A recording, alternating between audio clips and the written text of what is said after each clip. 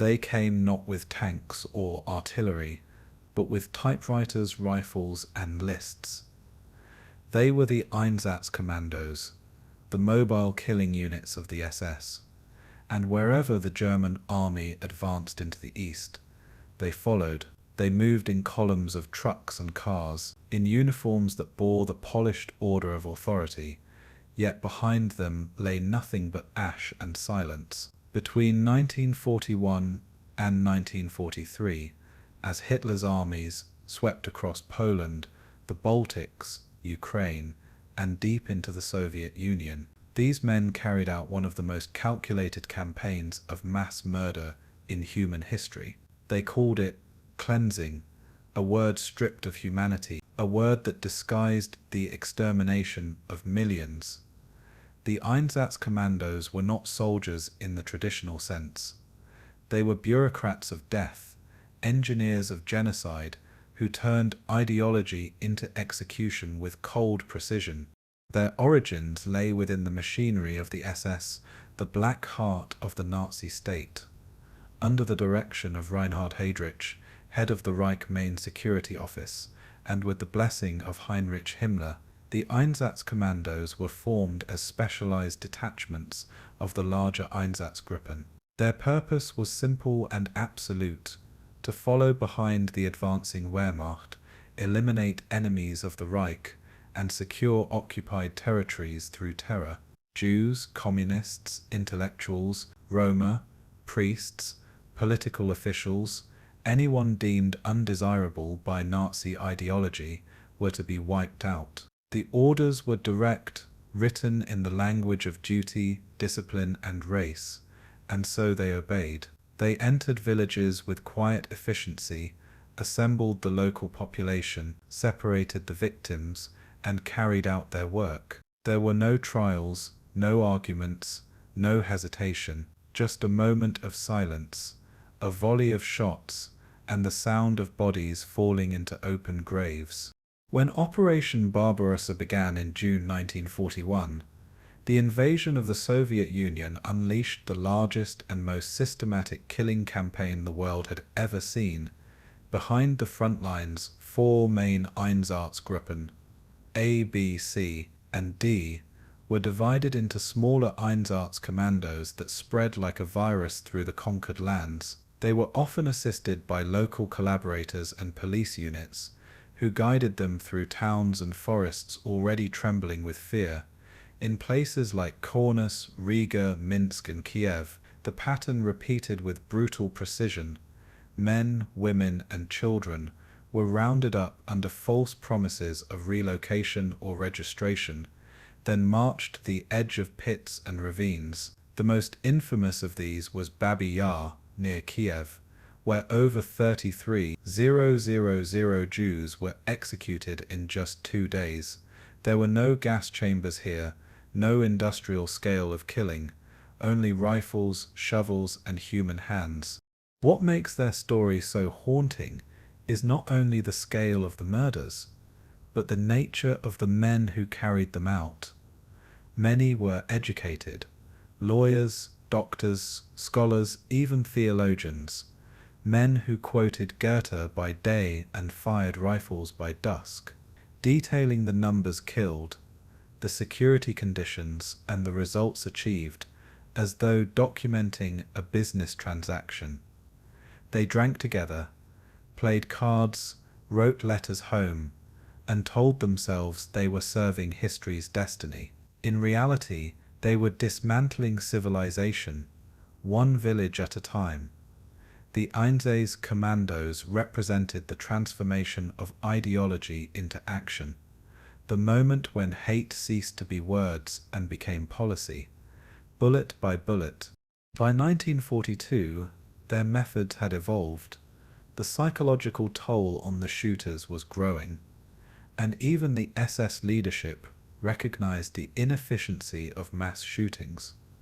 From their operations emerged a new model: mobile gas vans, and later, fixed extermination camps, designed to streamline the process of killing. The Einsatzkommandos became the architects of this transition, helping to coordinate deportations to camps like Treblinka, Sobibor, and Auschwitz. In this way, they bridged the gap between the chaos of conquest and the industrialized genocide that followed. They were the prelude to the Holocaust, the prototype of organized mass murder. As the tide of war turned against Germany, the Einsatzkommandos retreated with the Wehrmacht, leaving behind only ruins and unmarked graves. In their wake, the earth itself became evidence. When the Red Army and Allied investigators arrived, they found the pits, the documents, and the photographs that would later serve as proof at Nuremberg. The trials revealed the staggering scope of their crimes: over 1 million people murdered by bullets in the East, often in plain sight of those who chose not to see. The defendants, when confronted, claimed obedience to orders, invoking the old refrain of duty and necessity. Yet what the world saw in them was not soldiers, but servants of ideology, men who had killed not in rage, but in rhythm. The story of the Einsatzkommandos is not merely a chapter of war. It is a study of how ordinary men become executioners. It forces us to confront the uncomfortable truth that genocide is not born in chaos, but in order, in meetings, in memos, in uniforms, neatly pressed. It is the product of minds convinced of their righteousness, of systems built to remove empathy from action. The Einsatzkommandos did not see themselves as monsters, and that is what makes them terrifying still. Tonight we return to those roads through the forests of the East, to the villages that vanished, the pits that still whisper beneath the soil, and the chilling quiet of those who carried out their orders. This is the story of the SS Einsatzkommandos, the mobile killers of the East, the men who brought the Holocaust out of the camps and into the fields, one bullet at a time. Before we begin, tell me, where in the world are you tuning in from, and what time is it for you tonight? Snow falls quietly over Munich in the winter of 1934, muffling the city like a hand pressed over a mouth. Inside a low-lit government building near Königsplatz, the air hums with the clatter of typewriter keys, rhythmic, relentless, like a new kind of drumbeat. A young stenographer named Martha Kruger copies a memorandum from Reichsfuhrer Heinrich Himmler, her fingertips pale from the cold seeping through the window panes. The letter speaks of purity, of order, of renewal. Each word is typed with the precision of command, sterile, absolute. Outside, trams groan along icy tracks, carrying men in black uniforms who believe they are shaping destiny. The city's cafes are filled with quiet conversations about jobs, food, and pride. No one mentions the disappearances. Posters on the walls promise unity, promise strength, promise rebirth. Yet beneath those promises, something heavier coils, an idea waiting to harden into law. No one here imagines that these papers, these words, will soon become execution orders in the East. In another office, Reinhard Heydrich leans over a map of Germany, his breath fogging the glass as he studies provincial borders. A former naval officer turned master of intelligence, Heydrich already dreams of a nation cleansed of its impurities. His handwriting, thin and exact, fills the margins with new organizational divisions. SD, Gestapo, Einsatzgruppen, terms not yet heavy with blood. Behind him, a phonograph plays Wagner softly, its melody curling through cigarette smoke. Secretaries pass files stamped with the Reich's Black Eagle, their faces expressionless. Outside, the snow continues to fall, soft as ash. These rooms smell of ink and carbon paper, the birth scent of bureaucracy. No one raises their voice. The violence here is in the planning, not the shouting. What they don't yet know is that this calm efficiency will soon meet chaos on an unimaginable scale. The typewriter's hum becomes the metronome of a new age, one that measures death in documents, not bullets. Across town, the church bells of Frankirche toll the noon hour. Civilians hurry past the SS barracks on Arcistra, where recruits drill in crisp formation, boots striking the frozen ground with surgical rhythm. Sergeant Carl Witt, 21, once a carpenter's apprentice, repeats the oaths drilled into him. Loyalty is my honor. He doesn't yet understand that these words will follow him to the forests of Belarus, years from now. In the mess hall, laughter echoes between walls lined with portraits of Hitler and Himmler, their eyes following every motion. A pamphlet circulates, declaring that the SS is the racial spearhead of the German future. Outside, a boy sells newspapers, the headline reading, "Germany Reborn." No one notices that the fine print below it announces new restrictions on Jewish lawyers and teachers. The sound of boots fades as the snow deepens. In those prints, history has begun to march, and in that march, mercy has no place. Meanwhile, in Berlin, the Reich chancery glows under electric light, a symbol of modernity and control. Architects, anthropologists, and police officials gather in a smoky conference room, drafting policies for racial classification. Their language is clinical blood index, ancestral purity, deviation percentage. These are not the words of soldiers, but of scientists, or so they believe. A Jewish doctor, once respected in these same halls, now sweeps its floors in silence. What they didn't yet know was that this obsession with measurement would soon be used to justify annihilation. Every new law, every decree, was a line drawn between those who would live and those who would vanish. Files grew thicker, signatures multiplied, and each stamp echoed like a small, polite gunshot. The snow outside Berlin is the same as in Munich, cold, quiet, and blameless. Yet under its cover, the machinery of death is already beginning to stir. Beyond the offices and oaths, the nation itself begins to transform. School children memorize songs of obedience. Textbooks teach that race determines destiny. Farmers listen to the radio as Hitler speaks of Lebensraum, living space to the east, and imagine fertile lands waiting beyond the forests of Poland and Ukraine. In university halls, professors applaud as pseudo-scientific charts prove Aryan superiority. In small towns, neighbors whisper about who has vanished and who might be next. The tension is invisible but omnipresent, like static in the air before a storm. A photographer in Nuremberg captures smiling families at parades, unaware that these images will someday sit beside photographs of the dead.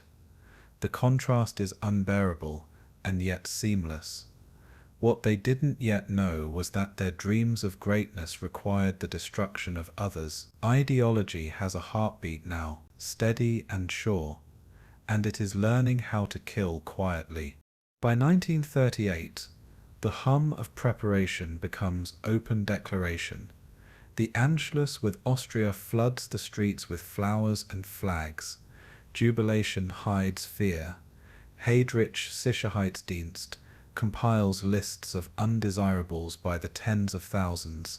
In Vienna, Jews scrub pavements under the laughter of their neighbors.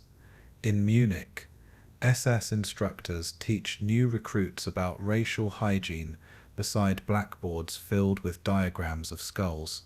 A single directive from Himmler orders that selection is essential for national health. The words seem administrative, but their consequences will soon darken entire continents. The soldiers learn to see ideology not as belief, but as duty. Civilians learn to look away. What they didn't yet know was that the line between looking away and participating would soon vanish entirely. The snow melts, the uniforms multiply, and the storm they've summoned begins to move east. Late in 1938, the glass of shop windows shatters across Germany. Kristallnacht, the night of broken glass. Firelight reflects off the cobblestones as synagogues burn under a silent sky. Civilians stand in doorways, watching the flames dance across familiar streets. Police take notes, not to stop the violence, but to catalogue it. Among the onlookers, SS officer Otto Rasch, a future commander of Einsatzgruppe, observes quietly, hands clasped behind his back. To him this is the prelude to order restored. To the victims it is the end of their world. The air smells of smoke and varnish. No one knows that Rasch's calm detachment will one day oversee the massacre at Babi Yar. The glass crunches underfoot like bones. Germany does not look back. As 1939 approaches, Europe holds its breath. In Warsaw, in Prague, in Paris, diplomats speak of treaties and peace, unaware that peace has already died in the offices of Berlin. The SS has finished its quiet preparations, rosters, maps, names, targets. The Einsatzkommandos, still theoretical units on paper, wait only for the order. Outside Munich, Marta Kruger files her final report before the new year. The ink on her fingers will outlast the lives of thousands she never knew. Snow drifts over the city again, silent, patient. Beneath that stillness lies an ideology sharpened like a blade. What began as words will soon move as armies, and in quiet offices, where ink met paper, the war against the human spirit had already begun. Torches flicker against stone walls as night settles over the SS training grounds at Bad Tels. Hundreds of men stand shoulder to shoulder, black uniforms gleaming, their breath rising in the cold air like smoke from an engine. The oath begins, each voice sharp, unwavering. I pledge to you, Adolf Hitler, loyalty unto death. Heinrich Himmler watches from a raised platform, his rimless glasses catching the firelight, the faintest smile touching his lips. He sees not individuals, but instruments, a disciplined body forged from obedience. The torches sway in rhythm, light glancing off silver death's head insignia. Beyond the courtyard, the Bavarian forest hums with night insects. Indifferent to the ceremony below, somewhere, a trumpet cuts the silence, signaling completion.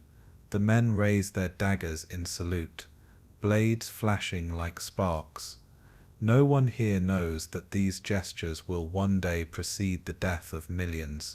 Inside a Berlin office the next morning, the same ritual order continues, this time in ink. Clerks file documents, stamped Geheime Staatspolizei, the newly unified secret state police. The Gestapo's typewriters clack in perfect rhythm, a metallic chorus that fills the corridors of the Prinz Albrecht Palais. A young bureaucrat named Wilhelm Stahl tallies reports on subversive elements, unaware that his neat columns of numbers represent real lives about to vanish. Every sheet bears the black eagle and swastika, its seal pressed deep into the paper. Files are sorted not by name, but by category. Jew, communist, Roma, homosexual, priest. The building smells of tobacco and hot metal. Phones ring, boots click. Orders flow upward toward Himmler's desk. What they didn't yet know was that bureaucracy itself had become a weapon, one that would soon require no battlefield. Outside, Berlin's trams rumble past, carrying citizens who still believe law and order protect them. Across the city, Reinhard Heydrich steps from a black Mercedes in front of the security service headquarters, the Sicherheitsdienst, or SD. At 35, he moves with military precision, his voice calm, his eyes unblinking. On his desk rests a chart, connecting every branch of German policing into a single organism. Arrows lead from the Gestapo to local police, from the SS to regional governors, all ending under his name. Assistants hover, noting directives for new intelligence offices in Prague, Vienna, and Danzig. He calls it the nervous system of the Reich. Outside his window, cranes rise over a changing Berlin. New ministries, new courtyards for parades. Heydrich watches them and sees architecture as control, geometry as destiny. He tells his aide, one day information will decide who deserves to live. No one imagines how literally he means it. By 1936, the web tightens. The Reichssicherheitshauptamt, the Reich Security Main Office, is still an idea forming in memos, yet its reach is already felt across borders. Gestapo agents coordinate with the SD to purge dissent from universities, churches, and the press. Files grow thick with denunciations written by neighbors seeking favor or safety. In Cologne, a teacher named Elise Kohler is reported for defeatist speech. After questioning Hitler's speeches in class, 2 days later she disappears into a holding cell on Prince Albrecht Strasse. To the men filing her report, this is order at work, the cleansing of a nation's conscience. What they didn't yet know was that this administrative zeal would cross frontiers with armies. Inside the ministries, logic feels pure, the paperwork endless, the conscience distant. The hum of typewriters is constant, like marching boots behind closed doors. Himmler, now both architect and priest of this new order, travels through the provinces in a motorcade of black opals. At each stop he inspects police barracks, ensuring that the SS uniform, not the state, commands obedience. He speaks softly, quoting from Mein Kampf, as if from scripture. Local officers compete for his approval, reorganizing their files to mirror Berlin's new classification systems. The Gestapo learns to read a nation's heartbeat through its paperwork, passports, census forms, birth certificates. Every number is a potential target. In one speech, Himmler declares, "The Reich must be guarded not only by borders, but by blood." Applause follows, precise and timed. No one considers that such words will soon demand rivers of blood to guard. The empire grows quietly, unseen, like mold behind clean walls. Meanwhile, resistance, faint, disorganized, begins to flicker. A Catholic priest in Dresden delivers a sermon condemning the new idolatry of the state. Within a week, he is interrogated by the Gestapo and released only after signing a confession. The lesson spreads faster than his words ever did. Citizens learn the new vocabulary of survival: silence, conformity, disappearance. The SD refines its methods, compiling confidence reports on public morale, measuring loyalty like a statistic. In the same building, engineers design filing systems that can retrieve any name within minutes. Efficiency born of fear. What no one yet imagines is how these techniques will guide the extermination process years later. For now, the terror remains administrative, its violence confined to ink and paper. But the machinery is learning its rhythm. Night descends again, and with it, ceremony. In the forests near Dachau, SS men stand beneath blazing torches as Himmler speaks of a 1,000-year guardianship. The flames cast long shadows across their faces, transforming them into silhouettes of devotion. Nearby, prisoners within the camp hear only faint echoes, chanting, applause, oaths, drifting over the barbed wire. To them, it sounds like another world entirely. The commandant records the event in his logbook with clinical brevity. Visit of the Reichsführer successful. Beyond the camp, Germany sleeps under blackout curtains, proud and unafraid. What the prisoners already know, and the nation refuses to see, is that darkness is spreading faster than dawn. The SS has learned how to turn faith into obedience. The empire of shadows is almost complete. By 1939, the final pieces lock into place. The Gestapo, South Dakota, and criminal police merge under the Reich Security Main Office, with Heydrich as its calculating heart. Filing cabinets stretch wall to wall, each drawer a ledger of suspicion. Couriers carry sealed packets labeled Top Secret, East Operations. Officers discuss special tasks with the detachment of accountants reviewing balance sheets. The system no longer needs belief, only procedure. Every click of a typewriter, every signature, is an act of silent violence. Outside, storm clouds gather over Europe's borders. Armies prepare to move. Inside these offices, the war has already begun. They built an empire not of borders, but of fear. Dawn broke over the Vistula plain, with the heavy groan of engines and the scent of oil thick in the air. German tanks, panzers, crawled through the mist like iron beasts, their treads grinding the wet earth into ribbons of mud. Overhead, the shriek of Stukas split the clouds, their sirens, Jericho trumpets, howling downward upon villages still half asleep. In one farmhouse near Wielun, a farmer named Stanisław clutched his child as the roof trembled under the concussion of the first bombs. The sky glowed orange, and somewhere far off, a church bell kept ringing even after the tower fell. Radio Warsaw's voice cracked mid-sentence, a single phrase hanging, "We are under attack." In Berlin, the same morning, Himmler listened to the first situation reports with quiet satisfaction, marking each town on a map like a ledger entry. No one yet spoke of conquest. The word was still security. But already, the SS files labeled new territories as zones of cleansing. What no one yet understood was that this would not be a war of armies. It would be a war of definitions. By nightfall, columns of refugees clogged the Polish roads, carts piled with furniture, geese, and frightened children. Soldiers from the Wehrmacht passed them in silence, eyes fixed forward, as if the suffering were fog to be driven through. Behind them came unmarked trucks, bearing black uniformed men, the insignia of the Totenkopf, the death's head, catching the dying light. These were the first Einsatzgruppen, mobile units attached to the army, but answering to Himmler alone. Their orders were not written in open language.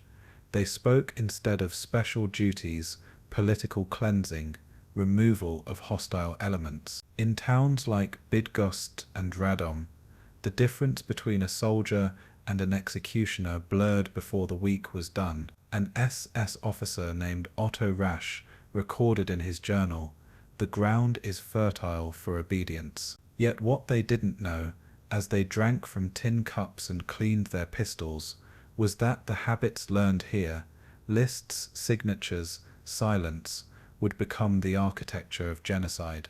On the fifth day, German loudspeakers blared through occupied streets. Resistance will be met with annihilation. It was not a warning, it was rehearsal. In one captured village, 20 men were lined against a barn wall, while the smell of hay mixed with cordite. A lieutenant, barely 20, read names from a paper that shook in his hand. His voice faltered once. When he saw a name with his mother's maiden surname, he hesitated only a moment before continuing. The report that evening noted, "Reprisal completed, no further incidents." The clerk who typed it paused once to wipe ash from his cuff. No one spoke of the children crying behind the barn door. History often begins not with speeches, but with paperwork. Warsaw held out for nearly 3 weeks. Bombers reduced the city's heart to rubble. Yet even amid the ruin, there were acts of strange, stubborn normalcy. A violinist playing in the street, a baker handing out his last loaves for free. Across the river, Einsatzgruppe waited for the front to stabilize before entering, their task to identify and neutralize enemy intelligentsia, priests, professors, lawyers, and Jews. The first list contained over 60,000 names. In the field headquarters, Reinhard Heydrich inspected the documents like a surgeon reviewing a chart. "This is the beginning of order," he murmured. What he didn't yet know was that these categories, so neatly typed, would soon dissolve into something far more primitive: extermination without justification. The lists would vanish. Only the killing would remain.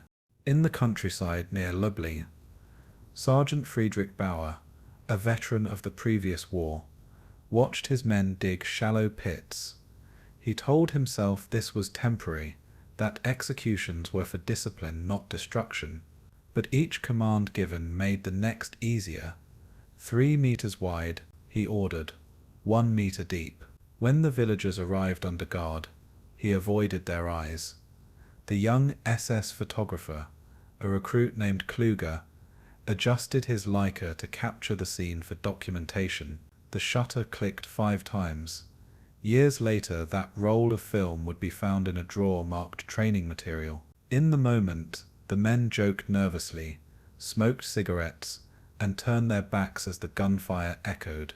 The report the next day read, "Security action successful, no resistance." The land swallowed the evidence, but not the memory. From above, reconnaissance planes traced the front line eastward. Rzeszów, Przemyśl, then Lwów.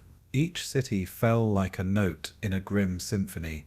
To the Soviets, entering from the east, it was liberation by pact. To the Poles, it was a second betrayal. Civilians learned to measure safety, not by uniforms but by silence. "Don't draw attention," mothers whispered to their children. In Kraków, the Gestapo established headquarters in the former school at Pomorska Street, its hallways echoing with interrogations by day and piano music by night. To the bureaucrats, this was efficiency. To the victims, it was madness dressed in order. Even now, as snow began to fall again over the plains, the SS planners already spoke of next steps. No one imagined those steps would lead to the forests of the east, to names that would become graves: Minsk, Kiev, Riga. Inside a smoky Warsaw tavern turned command post, Captain Rudolf Trapp wrote to his wife, "We are doing difficult things but necessary ones." He underlined necessary twice. Around him, typewriters clicked in rhythm, compiling arrest lists and deportation orders. Outside, the sound of boots on cobblestone merged with the creak of wagons carrying the displaced. A Jewish tailor named David Grinberg watched from an attic window as neighbors disappeared, one street at a time. He wrote in his diary, "The uniforms are tidy, the streets are clean." Perhaps that is the true horror. What none of them knew was that Poland had become the proving ground, a rehearsal space where moral limits would be tested and found expendable. By the end of September 1939, Poland was gone, its map divided, its voice silenced. The German command declared victory, yet the Einsatzgruppen stayed behind. Their work was not done, in truth. It had just begun. What started as security operations had become something more: a method, a rhythm, a dark apprenticeship. Across the conquered land, graves lay shallow, but the machinery of killing ran deep, and in every photograph, the faces of perpetrators and victims alike looked strangely distant, as though history itself had stepped outside its body. The war, once imagined as strategy and conquest, had revealed another face, one that would not change again. In the silence, after the gunfire, The war had already changed its face. The air inside the Prince Albrecht Palais was heavy with tobacco smoke and the smell of carbon paper. A dozen officers sat around a long oak table, maps unrolled before them, the frontiers of the Soviet Union traced in pencil and ink. Reinhard Heydrich stood at the head, speaking quietly, each phrase measured, deliberate, like a surgeon explaining an incision. Operational areas A, B, C, and D, he said, tapping each with the end of a silver pointer. The men nodded, pens poised, as if these letters described mere geography, not destiny. Secretaries recorded every word in shorthand, filing notes into leather binders marked Geheim Reichssache, top secret. Somewhere outside, Berlin trams clattered over wet rails, the city unaware of what was being shaped in its heart. One of the officers, Walter Starlecker, adjusted his spectacles and asked about political categories. Heydrich's reply was simple. The categories are flexible. The words hung in the air like a quiet verdict. In an adjacent room, a young SS aide, barely 25, stacked freshly printed orders into envelopes. Each bore no name, only a destination: Königsberg, Warsaw, Vienna. The ink was still damp, blurring under his thumb as he sealed the last one. A courier waited by the door, his leather gloves polished, his eyes avoiding contact. These dispatches carried no overt commands, only directives concerning the treatment of undesirable populations. The language was precise, bureaucratic, deliberately hollow. It was the vocabulary of obedience. On the courtyard below, trucks idled, ready to carry men eastward under cover of darkness. Somewhere in the distance, the chimes of a nearby cathedral marked the hour. No one spoke. What they didn't yet know was that these papers, so neatly typed, so carefully phrased, would become death sentences for millions. At the Reich Security Main Office, Himmler reviewed the first rosters of personnel selected for Einsatzgruppen. They were not monsters in appearance. Most were graduates, clerks, men of routine and order. Their files listed languages spoken, typing speeds, psychological steadiness. Not one form contained the word conscience. Over coffee and ration biscuits, officers discussed logistics, trucks, rifles, fuel allocations, field telephones. The machinery of murder was being designed not in rage, but in procedure. Every task requires structure, Heydrich reminded them. To the men listening, this sounded professional, even rational. No one imagined that this structure would soon stretch from the forests of Latvia to the steppes of Ukraine, a web of blood and silence. In the low-lit halls of the SS Training Academy at Pretz, new recruits assembled in rows. The air smelled of damp wool and cold iron. Instructors lectured about racial hygiene and security operations, their voices echoing against stone walls. A slide projector clicked, casting maps and photographs on the wall. Jews, Bolsheviks, partisans, all reduced to silhouettes. One trainee, Franz Meyer, later recalled the instructor's tone: calm, instructive, never angry. "We are not executioners," the man said. "We are administrators of order." Outside, snowflakes drifted over the Elbe, soft and silent, as if erasing what was being taught inside.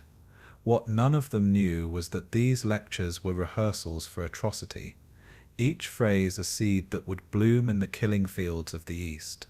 As spring turned to summer in 1941, Berlin pulsed with quiet anticipation. Trains departed at night from Anhalter Bahnhof, their windows blacked out, bound for the eastern frontier. Each train carried crates of equipment: typewriters, field radios, sealing wax, and spare boots. Mixed among them were boxes of ammunition, labeled simply training materials. Officers traveling eastward kept their orders folded inside briefcases, unsigned, undated, anonymous. In the corridors of the Foreign Ministry, diplomats speculated about territorial adjustments after the coming invasion. None asked what would happen to the people living there. In the rhythm of departure, there was no moral pause, only efficiency.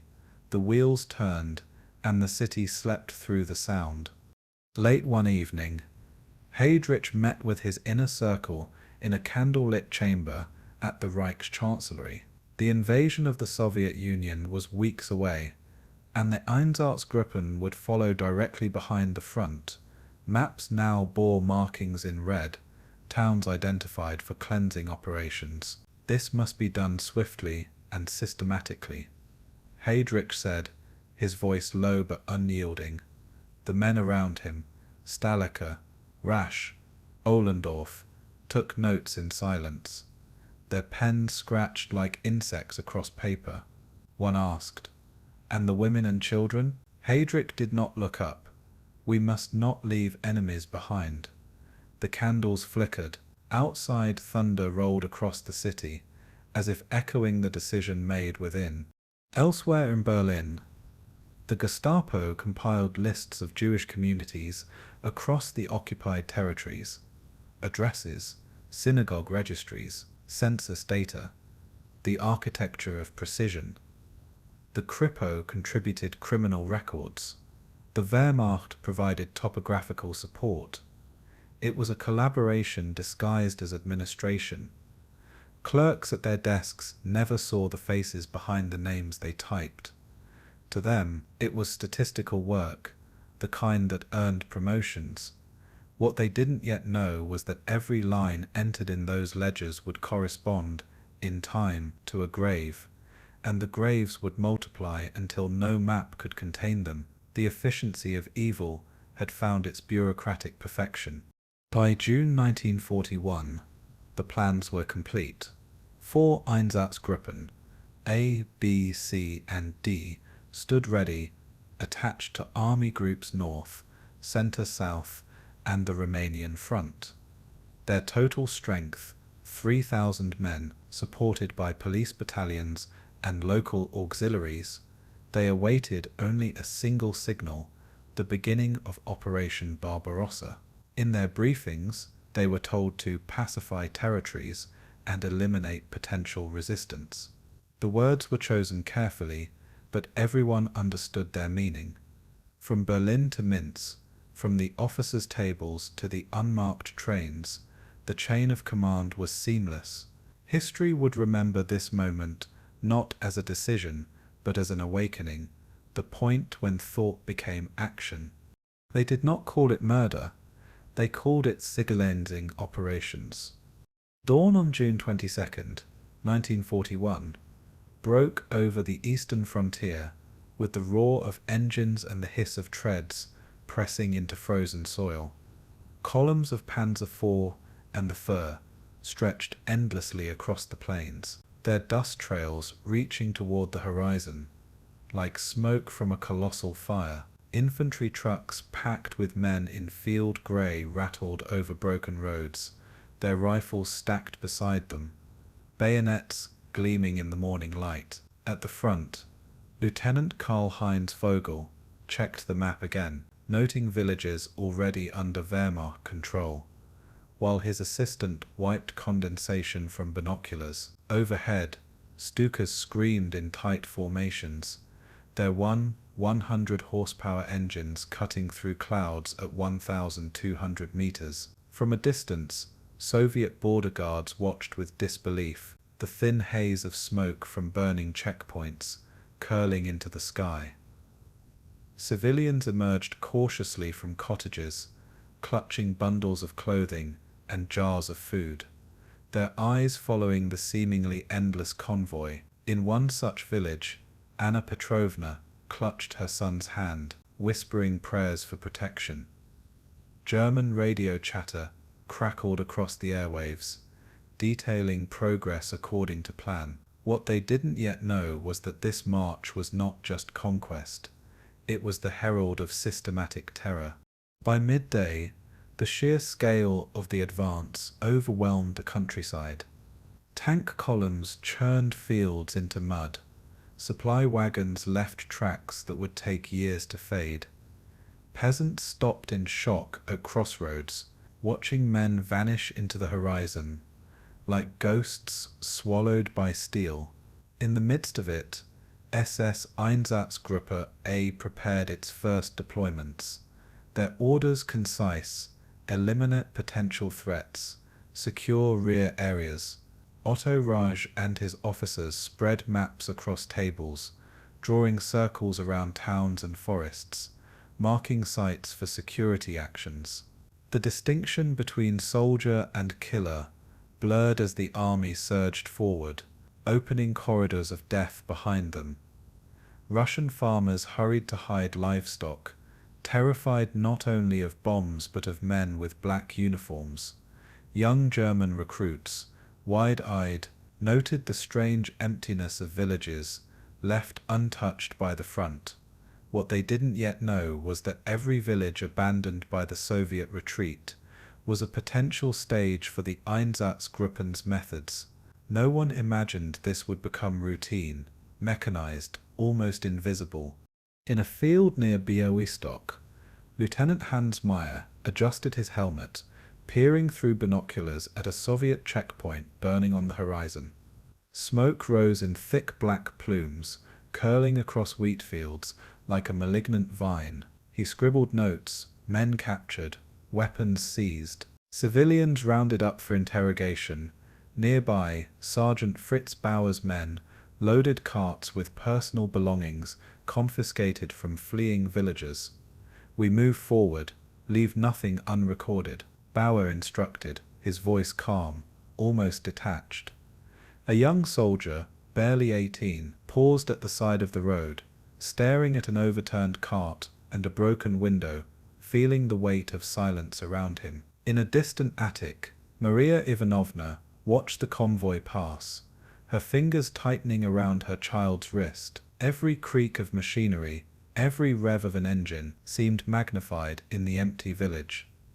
The war for her was no longer abstract. It had a face, and it was moving eastward relentlessly. The first glimmers of fear, rational, cold, and inevitable, had taken root. By evening, the army had crossed the Bug River, pushing into Brest-Litovsk. Soviet radio signals sputtered and faltered under the flood of German interception. On both sides, communication lines stretched thin, buzzing with static, a pulse of tension that matched the rolling advance.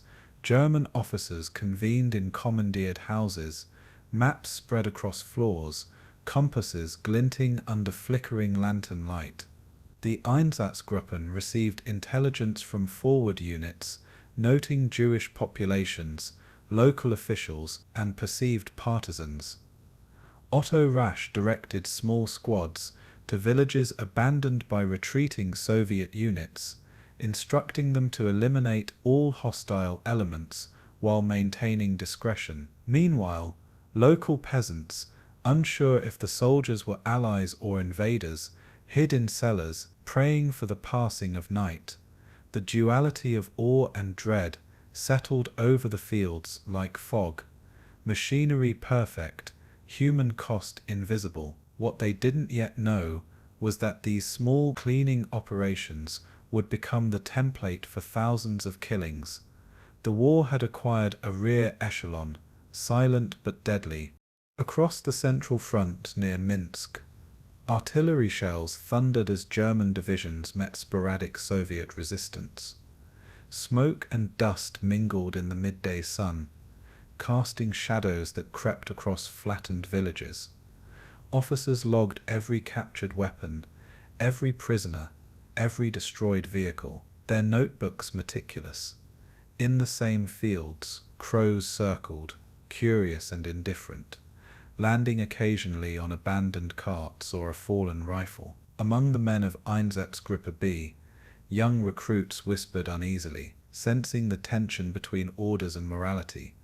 Captain Erich Müller, oversaw the rounding up of local leaders, school teachers, clergy, anyone with influence. Some officers hesitated, their pens shaking as they signed arrest reports. Behind every calculated action lay a latent dread, a recognition of the enormity of what they were becoming. The landscape, both natural and human, was now a chessboard, and the game had only begun.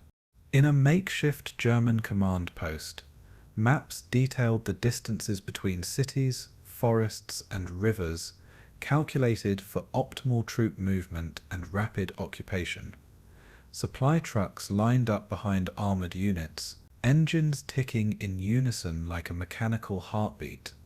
Hans Meyer recorded coordinates for the first Einsatzgruppen patrols, noting potential execution sites in forests near Kaunas and Vilnius. Civilians fleeing east encountered both Wehrmacht and retreating Red Army units, caught in a liminal space where survival depended on chance. In towns, windows rattled with distant shelling while smoke stained rooftops and chimneys. Young German soldiers marveled at the vastness of the territory, awed by scale, unsettled by silence in villages they passed.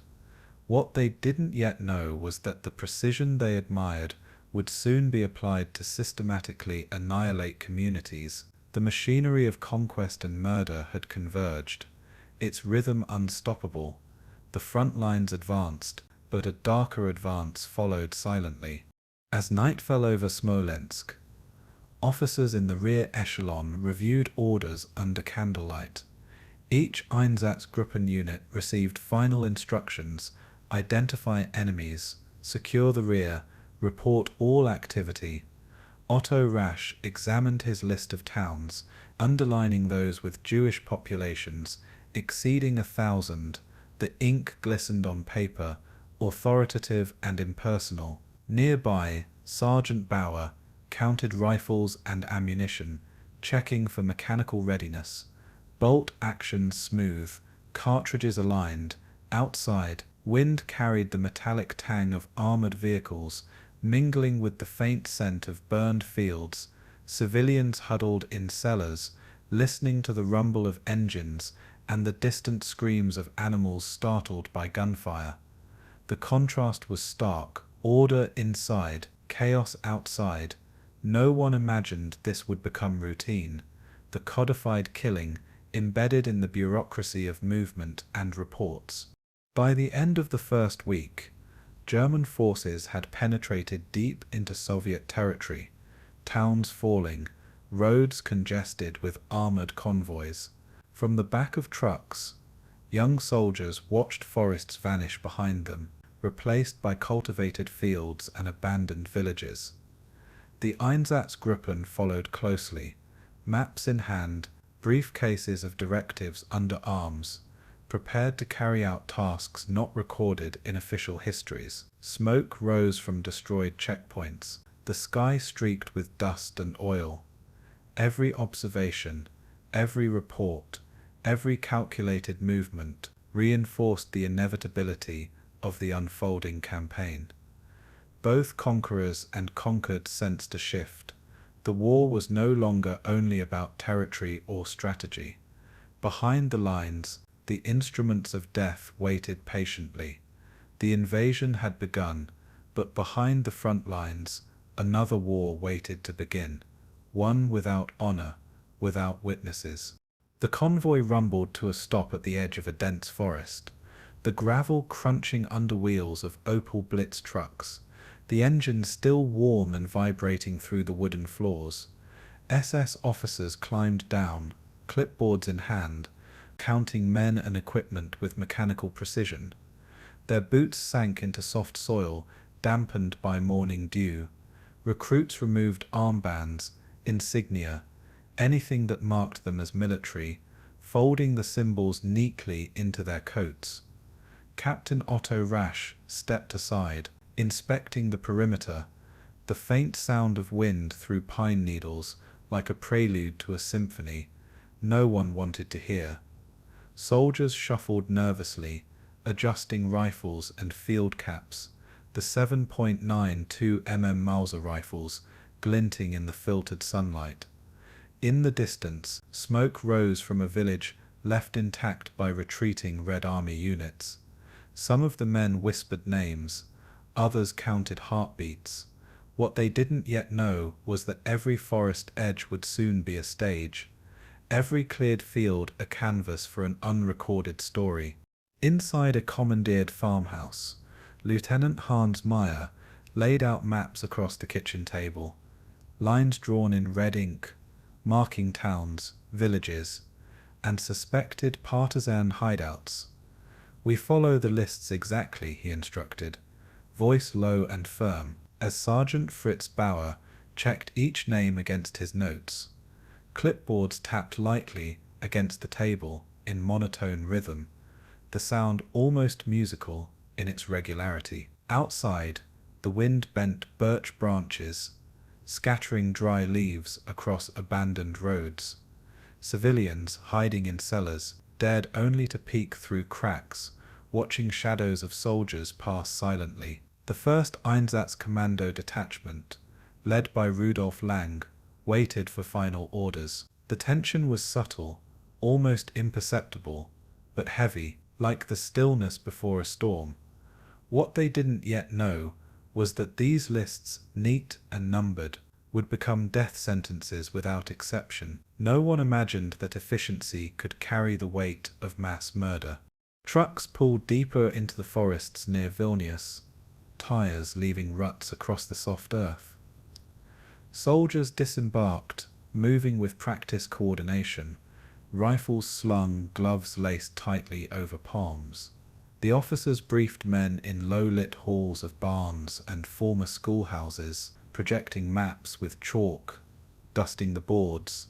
Names, addresses, and numbers were recited in monotone. Mistakes were corrected with quiet authority.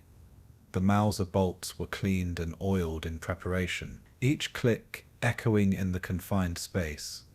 Recruit Friedrich Klug noticed a young private tremble as he folded the first set of papers, his knuckles white around the binder clip. Outside, the pines swayed, a gentle wind hiding the tension beneath their green canopy. The forest, silent and still, seemed to wait alongside them. What they didn't yet know was that these woods would witness acts unimaginable in any war manual. Each tree, each clearing, would hold memories no one intended to survive. The Einsatzkommandos moved methodically through towns abandoned by retreating Soviet forces, leaving only traces of wheels and boots on dirt roads.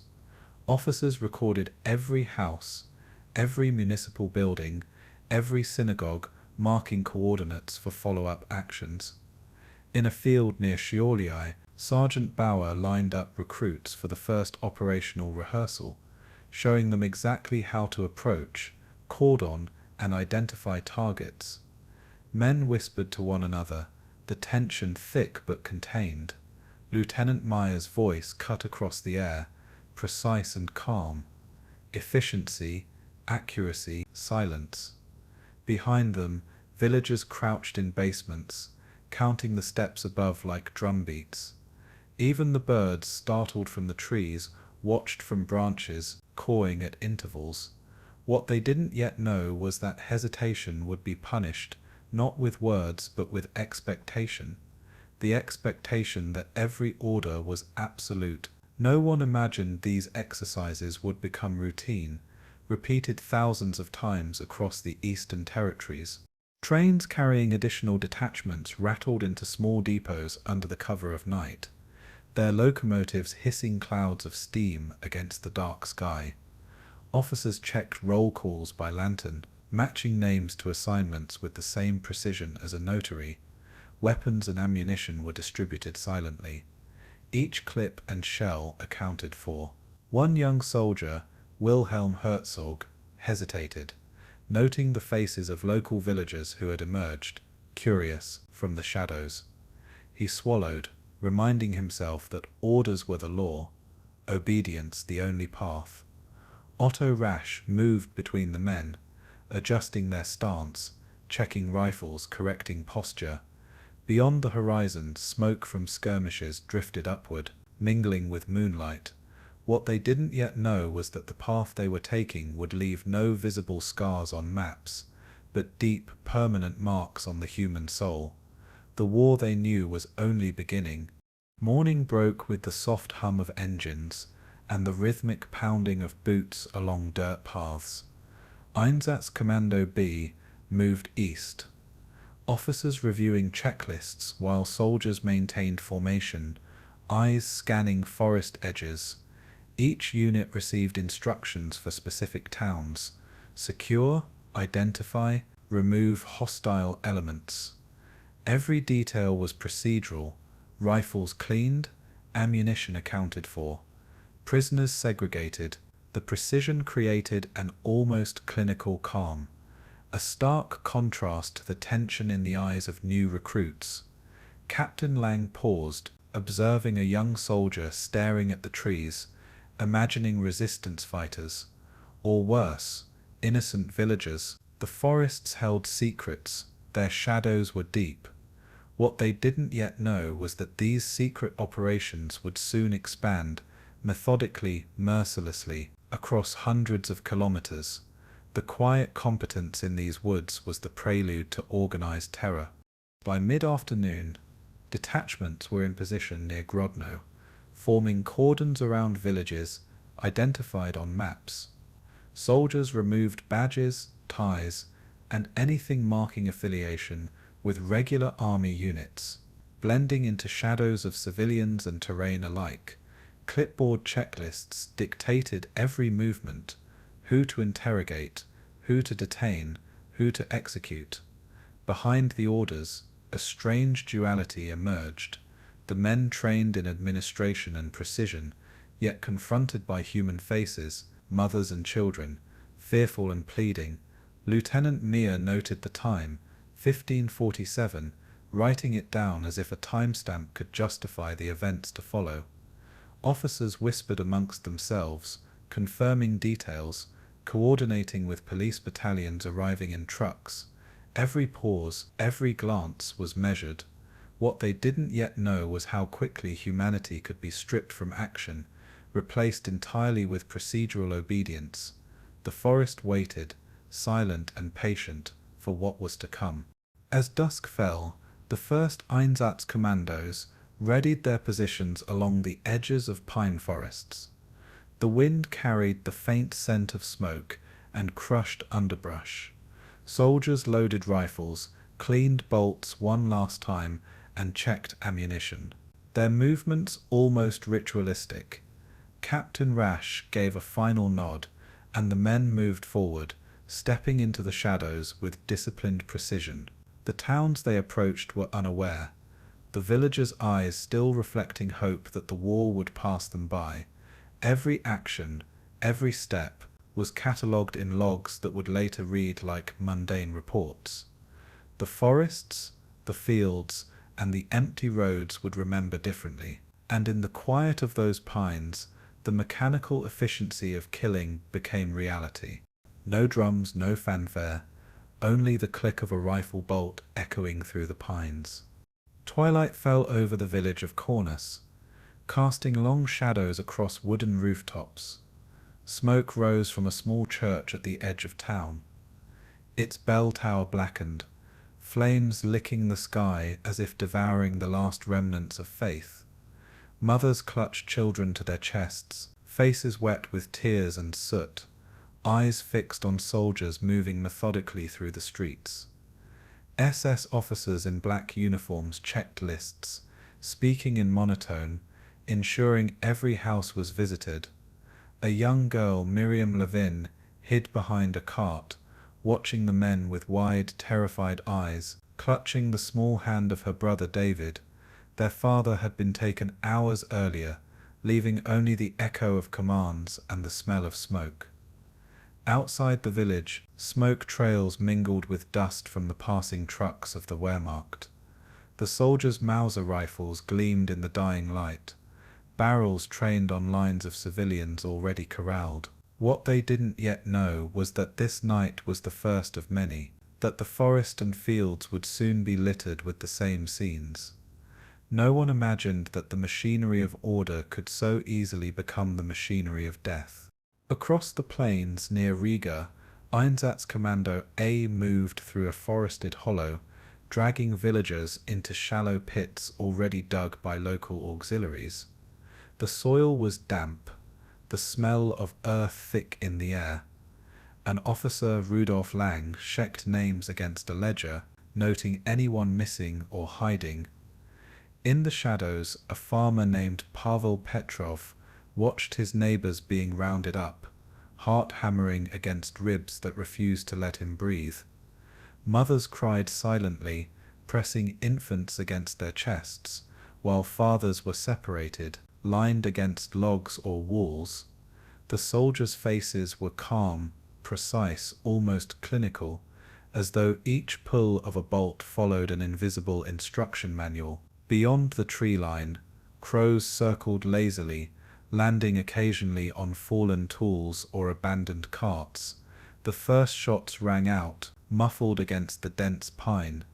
What they didn't yet know was that each life extinguished here would feed a system designed to scale. No one imagined the efficiency of horror that would follow, extending across hundreds of kilometers. In a small Ukrainian village, SS men moved from house to house, entering homes and offices to verify records against lists. Furniture was overturned, cupboards emptied of valuables, papers torn and filed into crates. A clerk, young and inexperienced, recorded the exact number of villagers detained, writing quickly, his hands shaking. Outside, smoke from fires rising in other towns mixed with the earthy scent of recently plowed fields. A teenage boy, Yevhen, crouched in a ditch, watching men in black uniforms march his friends past him. He saw the soldiers' methodical movements, their calm, almost rehearsed gestures, each action designed to remove hesitation. Orders were precise: identify, separate, execute. No hesitation, no emotion. What they didn't yet know was that this method would be replicated, each step codified and refined for maximum efficiency. The landscape was quiet now, but silence itself carried a weight heavier than gunfire. At the edge of a Belarusian forest, Einsatzgruppe C waited for the final light to fade before beginning operations. Clipboards were checked one last time, ammunition verified, Mauser rifles polished until the steel gleamed. A young soldier, Friedrich Kluger, glanced nervously at the horizon, where smoke curls betrayed the remnants of a nearby settlement. Captain Heinz Rodi whispered instructions, each word deliberate, unhurried, ensuring no confusion. The men moved as a unit, steps measured, rifles ready. A mother, clutching her child, begged for mercy, her voice swallowed by the woods. Orders, however, left no room for hesitation. The operation was procedural, devoid of empathy. What they didn't yet know was that these forests would become repositories of death, repeated endlessly in dozens of towns across the East. No one imagined that ordinary men could perform extraordinary violence with such calm precision. The silence that followed was not peace, it was anticipation of the next act. By late evening, towns in Lithuania were reduced to ashes, smoke rising straight into the night sky, twisting in pale orange streaks. Soldiers stood beside freshly dug pits, rifles slung or rested against shoulders, checking ammunition and lists again. The wind carried the faint cries of the displaced, muffled by distance and forest. One officer, Wilhelm Bauer, walked slowly along the perimeter, inspecting trenches dug in preparation for executions. Villagers watched from hidden attics and cellars, eyes wide with terror, hearts pounding against fragile chests. Fire consumed homes, barns, and churches, leaving only charred timbers in its wake. The SS men moved like shadows, silent and unrelenting, completing the work of hours without pause. What they didn't yet know was that this method of cleansing would become standard practice, a blueprint for the coming months. No one imagined that the names recorded in notebooks would be lost to history, even as bodies vanished. The night was heavy with smoke, silence, and grief. Near Minsk, Einsatzgruppe B entered a town abandoned by the retreating Red Army. Soldiers removed insignia, blending shadows with the dim light of evening. Orders were repeated clearly. Monotone and precise: identify, separate, record, execute. Villagers were lined along walls or fences, mothers holding infants against chests, fathers trying desperately to shield children. The soldiers' movements were methodical, almost rehearsed, rifles glinting in the last light. Officer reports noted every step: numbers, locations, times. In the distance, smoke from other massacres marked the horizon, curling lazily like sinister ghosts. What they didn't yet know was that this precision would become an expectation, a routine, a mechanized procedure. No one imagined the psychological endurance required for repetition. The human cost, immense, remained invisible to the men executing orders. In a village outside Riga, wooden churches burned, their silhouettes stark against a darkening sky. The sound of the flames crackled across the empty streets, mingling with the low whimpers of children pressed into corners. A local teacher, Anna Kovalenko, recorded the events in a small notebook, her hand trembling. The soldiers did not speak as they moved from house to house, rifles occasionally clicking as they checked bolts.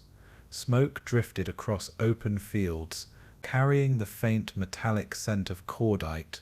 Mothers clutched infants and older children alike, faces pale, eyes wide with disbelief. What they didn't yet know was that these scenes would multiply across Belarus, Lithuania, and Ukraine, creating a rhythm of annihilation. No one imagined that memory itself could be codified into fear, repeated by thousands of hands in black uniforms. The first echoes of systematic killing had begun. By midnight, the forests and fields were empty, but for the smoke and the bodies left in shallow pits. Soldiers wrote reports by lantern light, checking and double-checking lists, every detail precise, almost clinical. The towns had vanished, not into rubble alone but into silence, a vacuum that swallowed voices and stories alike. Children slept fitfully in cellars, mothers held them close, counting breaths, hoping for the dawn that would not come. Officers returned to temporary billets, weary but calm, unaware of the historical horror they had codified. What they didn't yet know was that the next village, the next forest, would follow the same pattern. No one imagined that towns could disappear from human memory while the world continued unchanged. Whole towns vanished, not into history, but into silence. Sunrise over Kiev cast long shadows across the ravine, painting its sheer walls in muted gold. Thousands of civilians, Jews, men, women, children, were corralled along the edge, their faces pale with fear, eyes darting toward the grey uniforms of the SS. Officers in black checked clipboards and lists, confirming names and addresses, their faces devoid of expression. Piles of shoes neatly stacked, waited as silent witnesses, left behind by those forced to strip before the descent into the trench. German Mauser rifles glinted in the early light, barrels pointing downward, hands steady on triggers. Among the soldiers, young recruits whispered, unease creeping into disciplined routines. A woman, Esther Katz, clutched her son, whispering prayers over his hair, feeling the wind against her cheek. What they didn't yet know was that this sight would become emblematic, a single event crystallizing industrialized murder. No one imagined that a ravine could hold tens of thousands, silent in death, yet resounding in memory. The air was heavy with anticipation, dread, and the scent of crushed earth. The first commands were shouted, crisp, precise, slicing through murmurs of fear. Soldiers positioned civilians near the edge, guiding them like sheep toward a precipice of death. Officers timed movements with meticulous care, ensuring that no action slowed the flow. Michael Weiss, a local clerk, recorded the unfolding sequence, hands trembling despite orders to be calm. From above, the ravine appeared almost serene, a natural formation that would soon absorb unspeakable acts. The bullets began to echo, their impact muffled by the slope of the earth, swallowed by soil and timber. Mothers shielded children with bodies that were powerless against the efficiency of the execution. What they didn't yet know was that this massacre would be a blueprint for future operations across the East. No one imagined the scale, the precision, the silence after the first volley. The world outside Kiev remained unaware as the earth absorbed its living history.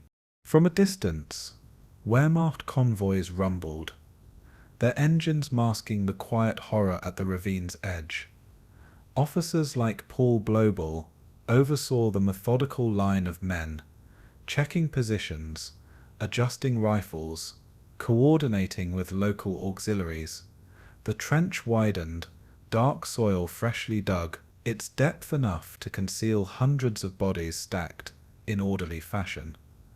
Soldiers removed insignia, blending into the shadows of the ravine, as if anonymity could make participation bearable. Herders and peasants, witnesses or victims, craned their necks from behind trees, eyes wide at the unnatural calm of executioners. Every shot, every order, every step was recorded, documented, accounted for. What they didn't yet know was that the documentation itself would become historical evidence, later used to measure the horror. No one imagined that such a sight could define both death and memory simultaneously. The morning sun glimmered on the steel of rifles, indifferent to the lives flowing beneath. Silence followed, thick, a pause pregnant with unrecorded grief.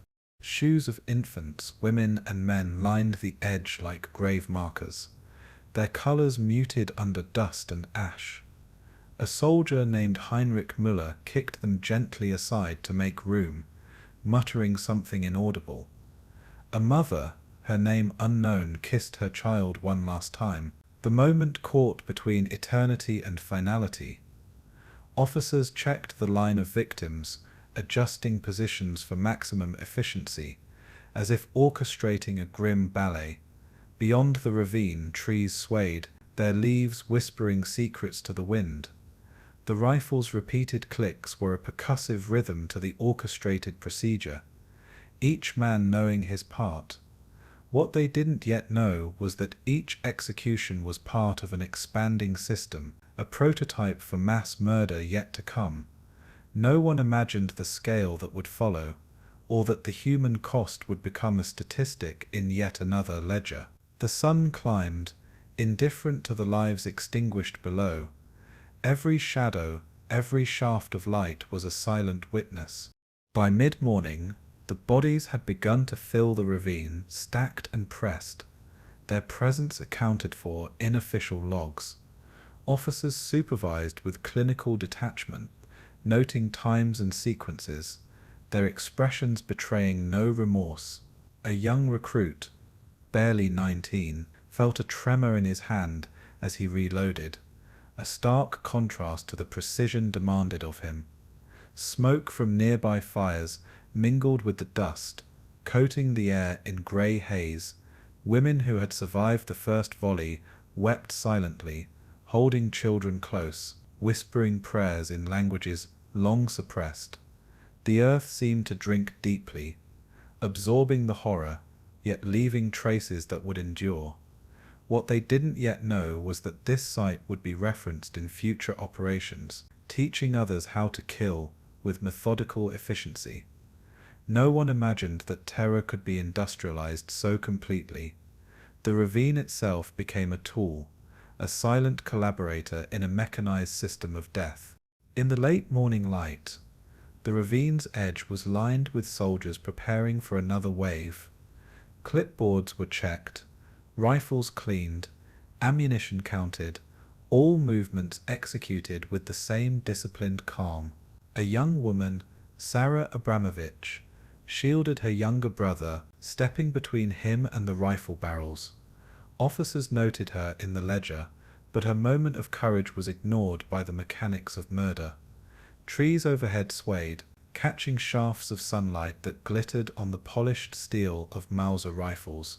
What they didn't yet know was that these acts, repeated elsewhere, would become part of a pattern, a template for annihilation across Europe. No one imagined the memory of Baby Yar would be both immediate terror and historical testament. Silence fell after each volley, but it was not peace. The landscape absorbed grief like water into soil, leaving it beneath layers of indifference. By afternoon, the ravine stretched endlessly beneath the officers' view, bodies forming a grim mosaic, shoes piled nearby, as if marking entrances to the grave. Soldiers moved in coordinated lines, ensuring that no one escaped, rifles steady, eyes scanning, local witnesses huddled behind rocks and hollows, their breaths shallow, hearts racing.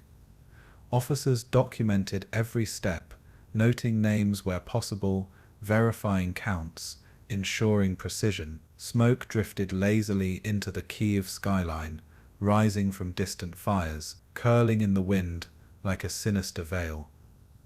What they didn't yet know was that the silence and efficiency of Babi Yar would be emulated across other towns and forests. No one imagined how memory would later crystallize in accounts, diaries, and evidence, while perpetrators sought invisibility. Every human gesture, every whispered prayer, was recorded only in recollection, not in the official narrative. The ravine was becoming a monument, though one built in blood.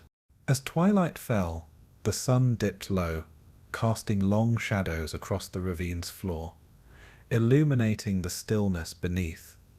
Officers returned to their temporary quarters, clipboards full, rifles cleaned, names logged in black ink.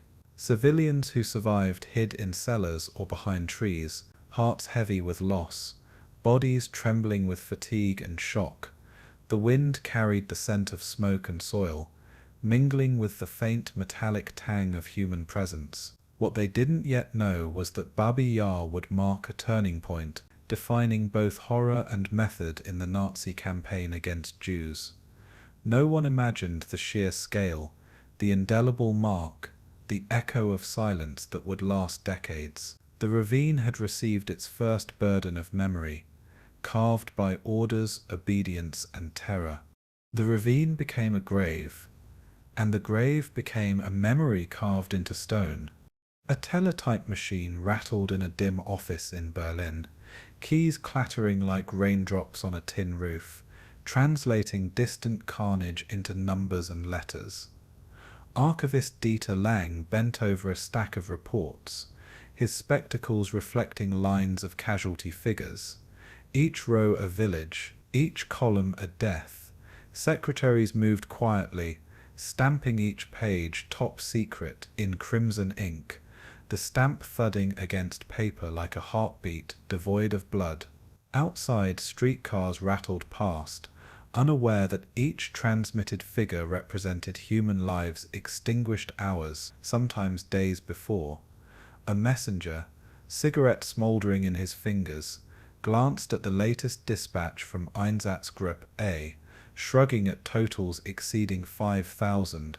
Lieutenant Colonel Heinrich Schulz entered, reviewing logs, muttering corrections in monotone, hands precise, unaffected. In another room, a clerk typed summaries, fingers stiff with repetition, the air thick with the smell of ink and paper. What they didn't yet know was that these figures would be cited in planning future operations. No one imagined that the scale of death could be quantified and remain impersonal. The city hummed on, indifferent to each tally that crossed its polished desks. In the Reich main office, Reinhard Heydrich, aides reviewed the incoming reports, checking that all columns aligned, that all names matched their intended victims. A map of Eastern Europe hung on the wall, pins marking towns and forests, each a node of calculated destruction. Typists tapped rhythmically, transmitting updates from Kiev, Vilnius, and Minsk, the sound resembling marching boots more than keyboards. An archivist, Franz Kohler, paused to sip coffee, staring at a page detailing a massacre of nearly 3,000 civilians. He exhaled slowly, the curl of smoke from his cigarette rising into the lamplight. Unacknowledged and unremarked, outside, Berlin's streets moved as if unaware of the industrialized terror being reported. Carriages and bicycles, weaving past stone facades. What they didn't yet know was that these documents would later serve as evidence of systematic execution. No one imagined that bureaucracy could codify death with such chilling efficiency. The room smelled of ink, paper, and faint human detachment. Numbers replaced stories, precision replaced grief, and order replaced horror. Secretary Margarete Klein stapled the latest report to a growing dossier labeled Einsatzgruppen Operations, July-August 1941. Her fingers lingered on the pages, noting the totals 2,187, 5,394, 3,612, figures that once represented villages, now reduced to statistics. A messenger in grey uniform entered, balancing a tray of typewritten updates, papers stacked like bricks. Lieutenant Colonel Schultz checked the margins for annotations, noting the exact time of transmission, 1432, 1433, 1434. Outside the windows, autumn sunlight flickered across cobblestones, indifferent to the deaths encoded within these pages. In one corner, a junior clerk, barely 20, hesitated before stamping top secret on a document detailing 256 executed Jews. What they didn't yet know was that this mechanization of death, delivered in tables and totals, would desensitize the capital. No one imagined the detachment with which genocide could be processed. The rustle of papers became a soundtrack to erasure. Berlin's heart, calm and orderly, beat over bodies it would never see. Precision became morality. At a corner desk, archivist Lang cross-checked numbers with previous logs, adjusting totals to account for discrepancies in reports from Einsatzgruppe B. Each correction, minor on paper, reflected a human life, each removed with quiet authority. Outside, the city stirred. Trams clanged, vendors shouted, footsteps echoed on stone. Inside, the office was a temple of neutrality, where death arrived as prose, names, towns, and figures, each aligned, double-spaced. Lang lit another cigarette, inhaling smoke into lungs, trained to separate emotion from documentation. In the far corner, a typewriter clattered, translating reports from Russian towns into German. Each word stripped of context, every sentence precise, cold.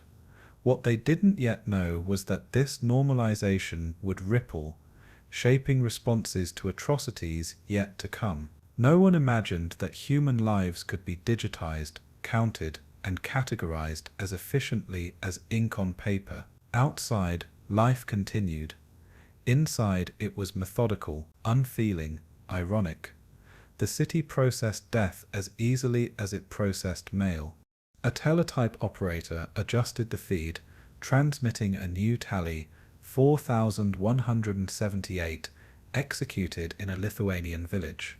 The numbers rolled across the wire, each pulse indistinguishable from the last unremarked by the machinery. A clerk, young and pale, read aloud to another Vilnius Einsatzgruppe A, 178, top secret. The sound echoed through the office like drum beats, but there was no rhythm, only monotony. Outside, children played in courtyards, the air crisp with early fall, oblivious to the mechanized death encoded miles away. Franz Kohler lit a second cigarette, exhaling smoke toward the ceiling, thinking of nothing, observing nothing. What they didn't yet know was that these reports would later testify to industrialized atrocity, proof that bureaucracy could administer murder with cold clarity. No one imagined how the system would normalize the unimaginable. The air in Berlin was calm, the desks orderly, the figures neat. Genocide had arrived as a document, precise and impersonal. In a small office behind reinforced doors, Lieutenant Colonel Schultz dictated corrections to clerks, each line reinforcing accuracy over empathy. Names were replaced by numbers, deaths recorded as totals, villages abstracted into coordinates. An assistant stapled additional pages into thick dossiers, the rhythm hypnotic. Outside, trams clattered past, blending with the hum of office machinery. Margarete Klein typed the final lines of a report, her fingers moving automatically, the words devoid of humanity. Security operation complete. Area cleared, casualties confirmed. Smoke from stoves mingled with the faint scent of paper, creating a haze where the living and the dead met only on paper. What they didn't yet know was that this detachment would become routine, that the rhythm of typed reports would dull conscience. No one imagined how normalization of atrocity could take root in ink and stamps. The office hummed, alive with efficiency, yet dead to moral reckoning. Irony clung to every keystroke. By late afternoon, Berlin's central archive had accumulated dozens of reports, each page a frozen echo of distant villages. Clerks moved silently between desks, stamping, filing, typing, ensuring all was accounted for, recorded, and verified. A messenger stepped outside, lighting a cigarette, letting the air mingle with smoke, oblivious to the lives behind the totals he carried. Officers reviewed the top-secret binders, comparing numbers, making annotations in pencil, plus 312, minus 41, 0. The rhythm of documentation had become ritualistic, almost sacred in its precision. What they didn't yet know was that these reports would form the backbone of later trials, evidence of methodical destruction disguised as administrative diligence. No one imagined the strange calm that could coexist with mass murder. Outside, life moved as normal. Inside, the machinery of genocide hummed quietly. The irony of order amidst chaos hung palpably in the air. By evening, Berlin's offices dimmed. The teletype machines quieted. The last pages of the day filed into drawers marked top secret.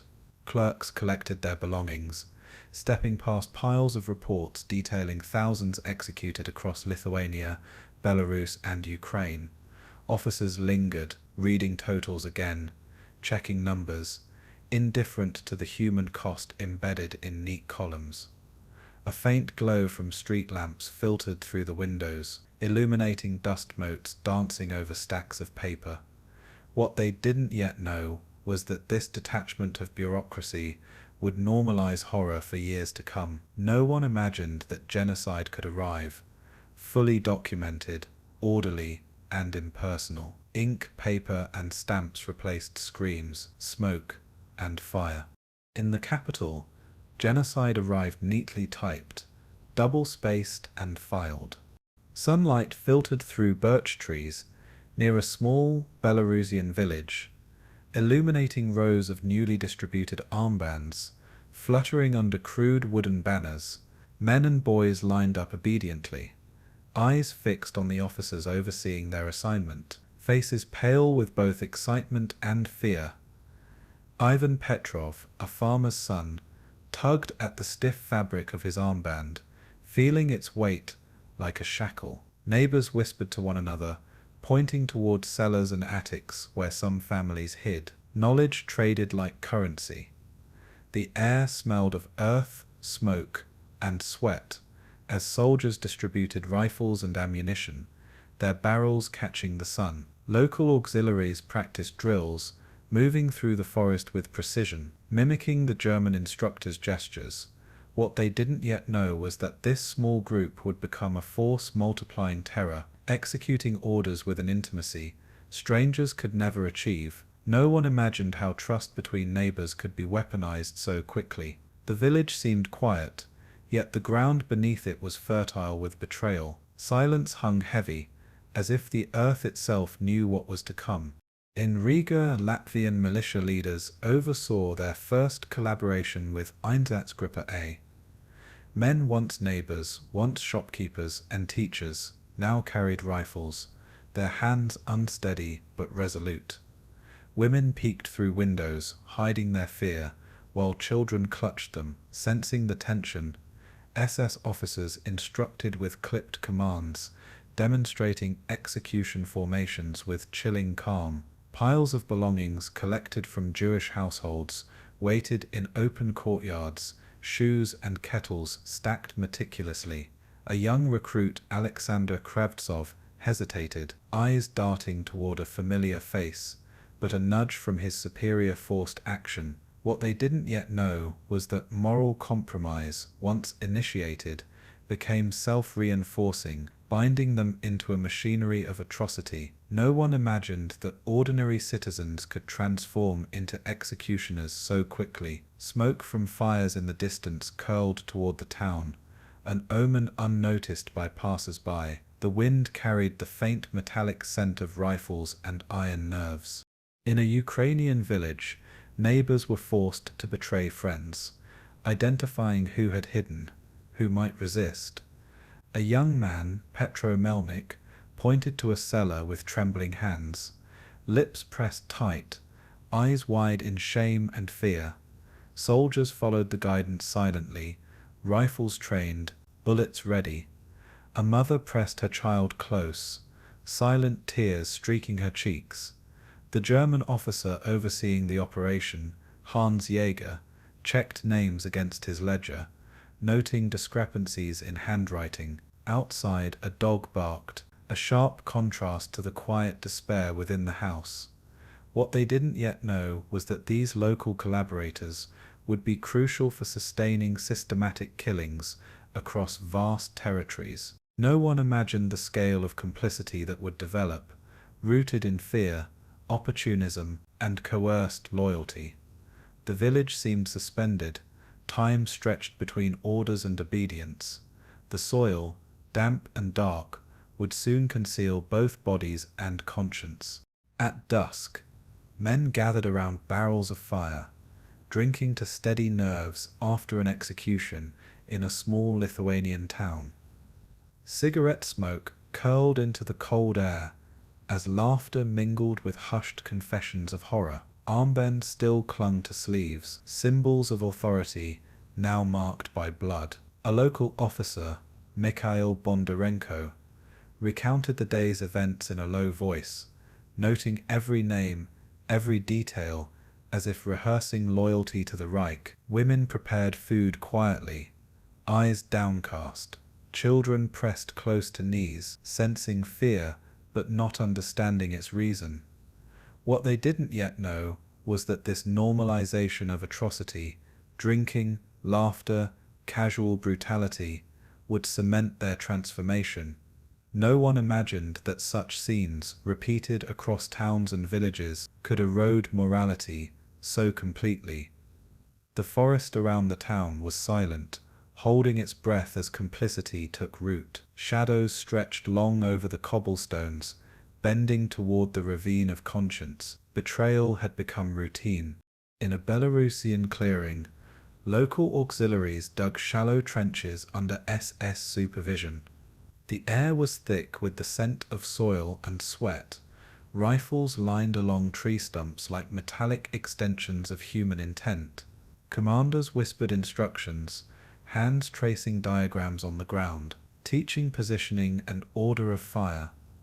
A young recruit, Viktor Sokolov, hesitated, glancing at a friend forced to act beside him.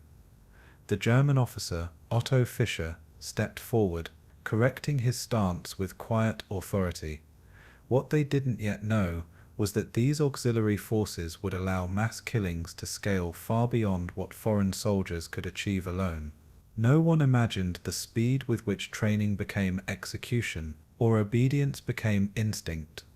Crows circled overhead, silent witnesses to moral collapse. The earth already bore the weight of complicity. Even before bullets sang their chorus, shadows lengthened as the sun dipped, marking time in a world of unspoken crimes. In Kiev, armbands of local militias glinted in the morning sun, men lining streets under banners of allegiance. Neighbors pointed to hiding spots with quiet dread, while soldiers checked lists and rifles, nodding with practiced efficiency. Inside homes, women whispered warnings to children, hoping knowledge might protect them. The German officer supervising the operation, Karl-Heinz Müller, recorded observations in his notebook, noting participation, compliance, and hesitation. Outside, smoke from previous executions drifted, tangling with the scent of bread from nearby bakeries. What they didn't yet know was that these early collaborations would become the backbone of systematic extermination. No one imagined that ordinary faces would so quickly mirror the terror of foreign uniforms. The city's streets were calm, deceptive, as the machinery of moral decay moved silently. The wind carried faint echoes of commands, iron and human voices intertwined. Betrayal, once private, had become public, inevitable. By afternoon, a Lithuanian town square hosted men newly armed, newly sworn, performing drills as though discipline could mask guilt. Cigarette smoke mingled with the scent of burning wood, fires set during previous executions curling into the sky. A young recruit, Andreas Vilkers, lowered his rifle, eyes lingering on a neighbor-turned executioner beside him. Officers walked the line, clipboard in hand, correcting stance, timing, and formation. A woman watched from a hidden doorway, clutching a child, heart pounding with silent terror. What they didn't yet know was that this system of co-opted locals would expand the reach of the Einsatzgruppen far beyond the capacity of German units alone. No one imagined the speed with which fear, ideology, and self-preservation could merge into complicity. Shadows lengthened over the square, stretching across faces both familiar and unrecognizable. Every glance carried a choice, every breath a compromise. Moral collapse spread quietly, imperceptibly, yet irreversibly. Evening fell over the towns of Ukraine and Belarus. The day's operations concluded with firelight reflecting off rifles and armbands. Men drank in quiet corners, smoke rising into the darkened sky, laughter mingling uneasily with guilt. Children slept in hidden spaces, mothers watching over them, sensing the fractures in familiar hands. Officers filed reports detailing participation, noting efficiency and obedience, indifferent to the moral cost. What they didn't yet know was that collaboration would make future operations faster, more efficient, and more intimate. No one imagined that fear, ambition, and ideology could fuse to create executioners from neighbors. The forests and fields remained silent witnesses, absorbing complicity as easily as earth absorbs blood. The killers no longer wore foreign uniforms, they spoke the same tongue.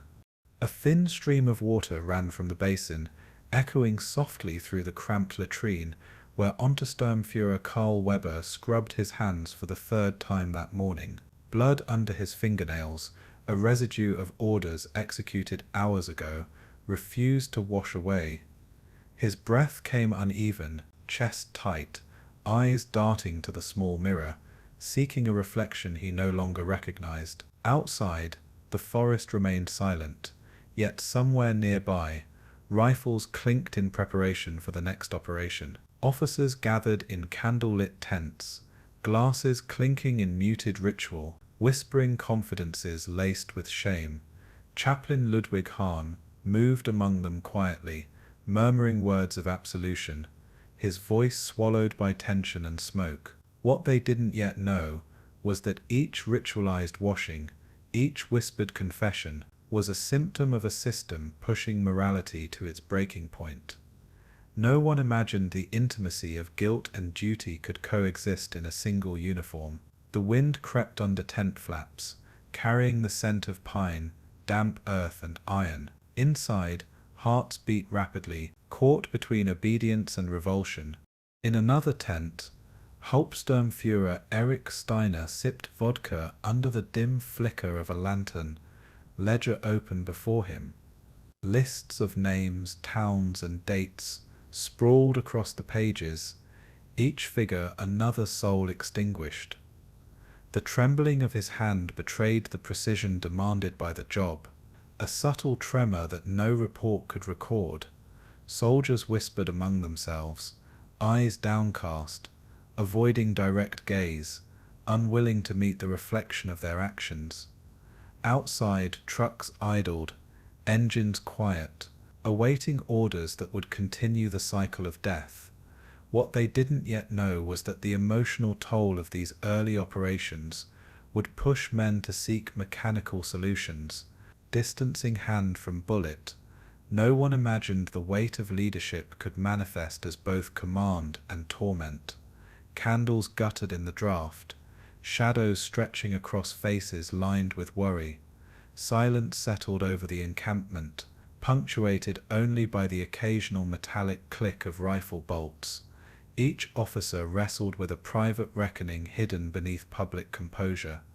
Corporal Heinrich Dietrich paced beside a dug trench, boots scraping dry soil, attempting to quiet his own rising nausea. The earth seemed to pulse beneath his feet, alive with memories of earlier executions, silent but insistent. He had followed orders, yet the ritual of obedience left him hollow, each breath an acknowledgement of acts that defied conscience. Nearby, a chaplain whispered prayers for the fallen, stepping softly between the rows of exhausted men. The soft scrape of pen on paper recorded details in official logs, indifferent to the trembling hands that created them. What they didn't yet know was that internal reports of strain would soon reach Himmler's office, prompting changes in method to preserve efficiency over conscience. No one imagined that emotional collapse could dictate policy, that guilt would be managed with innovation.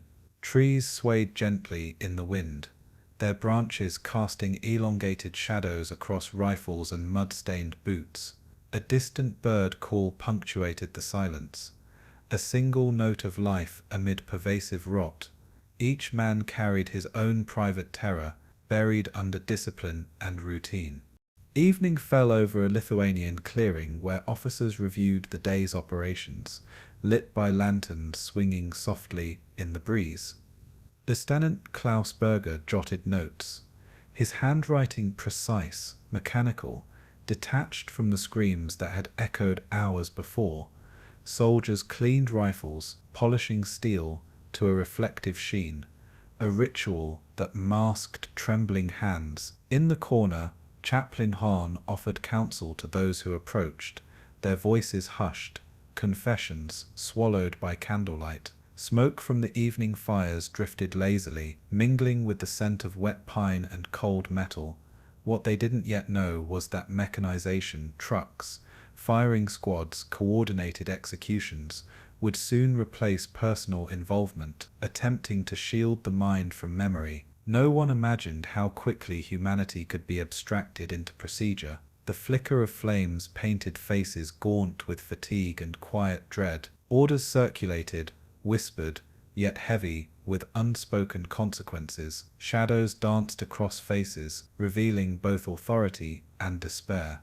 Near a forest edge, Untersturmführer Weber wrote a letter he would never send, his hand shaky, ink blotting in small puddles on thin paper. Each word carried weight, the tension between duty and conscience pressing into every line. Outside, recruits prepared ammunition, their rifles lined in neat rows, barrels gleaming under lantern light. Officers spoke softly of efficiency, timetables, and logistics, each topic carefully avoiding the human cost. Chaplain Hahn moved among them, offering silent nods, murmured prayers for protection and absolution. What they didn't yet know was that even logistical efficiency could not erase memory, that the mind retained details bodies had long forgotten. No one imagined that meticulous records of murder would coexist with nightmares and trembling hands. The wind stirred fallen leaves across tents and rifles, a subtle percussion to internal turmoil. Silence fell between conversations, a fragile acknowledgement of strain. Each man wrestled with shadows within himself, unseen yet deeply present. In a small tent, Hauptsturmführer Steiner reviewed casualty figures, eyes lingering over names and towns with clinical detachment.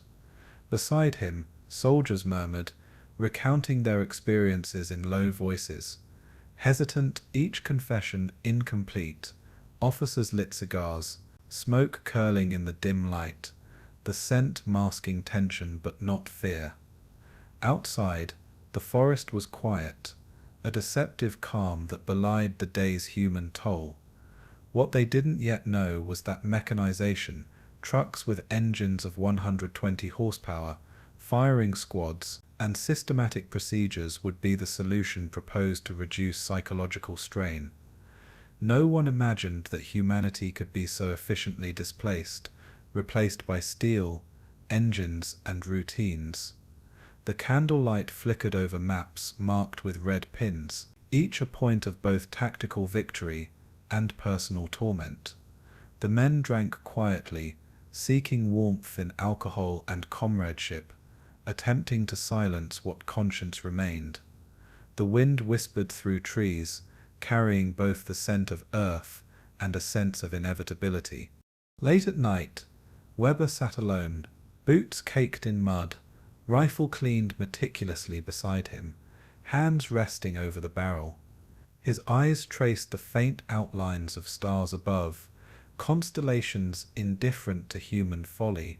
A chaplain knelt nearby, murmuring words of mercy that seemed swallowed by the cold night air.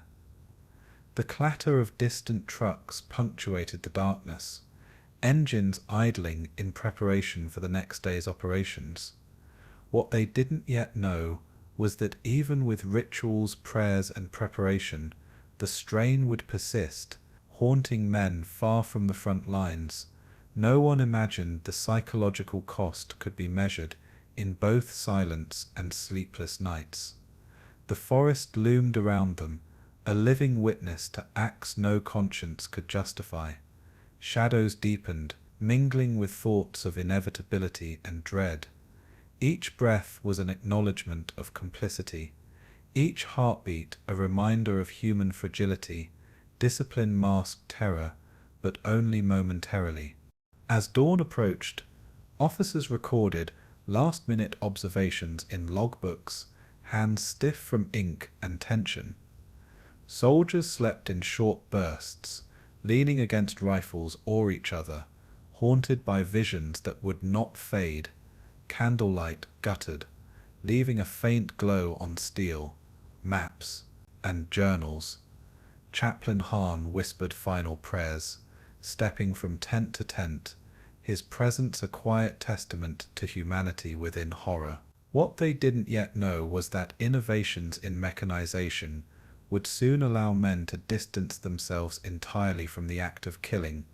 No one imagined that the push for emotional preservation would reshape mass murder into something both more efficient and more detached. The morning air was crisp, carrying pine, wet soil, and a faint metallic tang. To spare the executioner's soul, they built machines to kill in his place. A grey van idled in the courtyard of a secluded Polish estate, engine humming low, vibrating through the cobblestones beneath. Inside, rows of benches reflected pale sunlight, the smell of metal and oil, mingling with faint human odor, lingering from previous trials. SS technicians, scribbled notes in leather-bound notebooks, recording temperature, ventilation, and engine exhaust flow. Outside, soldiers stood in loose formation, rifles slung, watching silently, waiting for instructions. The air was heavy with anticipation, a mechanical calm masking the ethical void beneath it. What they didn't yet know was that this experiment would become the prototype for a new method of execution, one that demanded neither direct confrontation nor visible violence. No one imagined the scale to which this industrialization could extend, beyond fields and forests. Nearby, a motor pool hummed with activity, engines being tested, valves adjusted, gauges flicking with life. The van's doors were open, a silent invitation, and a trap. Every detail, measured meticulously, reflected a cold pragmatism divorced from human consequence. In a nearby garage, engineers adjusted piping and seals, checking exhaust output against calculated projections. They measured flow rates, recorded times to unconsciousness, and noted carbon monoxide saturation with clinical precision. Otto Klein, a Luftwaffe-trained mechanic, traced his gloved hand over the van's chassis, inspecting welds and joints, the metal warm beneath his fingers. Outside, soldiers murmured quietly, some avoiding direct eye contact, others fascinated by the efficiency being developed before them. What they didn't yet know was that the human mind, distanced from immediate violence, would soon accept technological mediation as moral insulation. No one imagined how quickly the van would replace the intimacy of rifles and bullets. A crow cawed overhead, landing briefly on a fence post, its shadow stretching across gravel and oil-stained boots.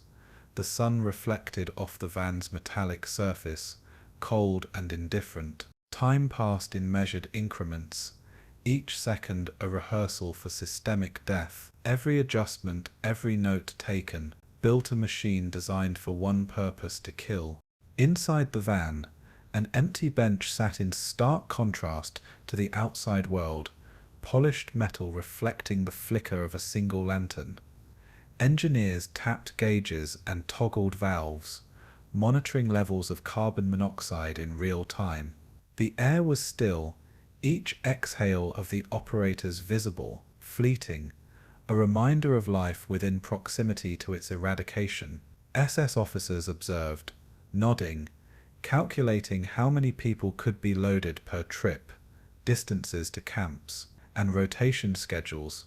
What they didn't yet know was that this vehicle would become the model for operations in Belarus and western Ukraine, replacing mass shootings with mechanical efficiency. No one imagined that each innovation would further detach the executioner from the act of killing. Outside, a horse kicked in the stable, startled by the low hum of the engine, metal clanging faintly. Soldiers adjusted their belts and gloves, rehearsing procedures silently, their faces masks of concentration. The engineer noted an anomaly in exhaust pressure, correcting it with a wrench and a sigh. Every turn of a bolt, every adjustment to a pipe, was a step toward anonymizing death. By mid-afternoon, the courtyard was quiet except for the idling van, the hum almost hypnotic in its constancy. Nearby, technicians reviewed flowcharts, comparing engine RPM to lethal efficiency, while officers recorded observations in neat ledgers. A faint line of smoke escaped the exhaust pipe, dissipating into the cool air, carrying with it a scent, both metallic and unnatural.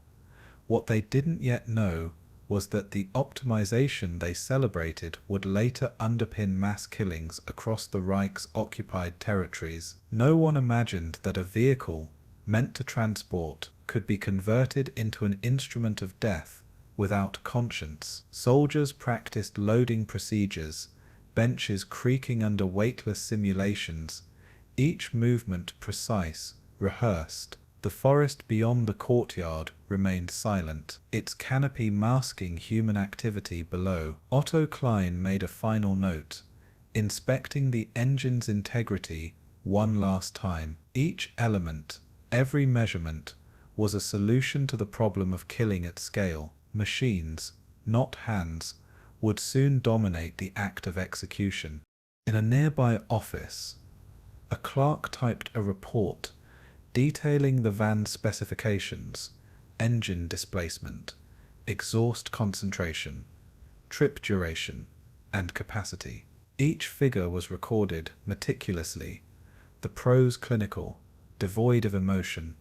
Officers signed and stamped the report, their pens moving methodically, their faces unreadable. Outside, the van's shadow stretched across cobblestones, a silent reminder of the lethal purpose concealed in ordinary machinery. What they didn't yet know was that these documents would later be discovered, evidence of technological complicity in mass murder. No one imagined how bureaucracy and engineering would intersect to normalize atrocity. The wind carried the faint sound of birdsong, a fragile echo of life against the hum of impending death. Engineers recalibrated gauges and vents, each click precise, the rhythm hypnotic. Soldiers adjusted uniforms, rifles resting nearby, observing from a distance. Efficiency became morality, the measure of human life reduced to numbers, speed, and design. By dusk, the courtyard was a tableau of quiet calculation, lanterns casting long shadows over gravel and oil-stained boots. The van's engine thrummed, filling the space with low vibration, a reminder of latent power. Officers reviewed logistical charts, mapping routes to villages and camps, considering fuel consumption, turnaround times, and expected human yield. Engineers, gloves smeared with oil, compared data sheets, nodding at adjustments and improved seal integrity. What they didn't yet know was that this mechanization would redefine genocide, transitioning from bullets to engines, from forests to roads.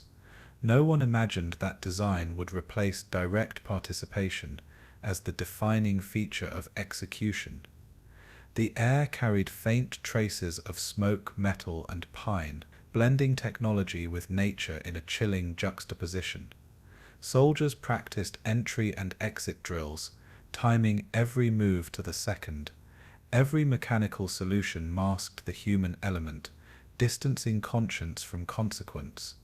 Behind each metric lay lives reduced to variables.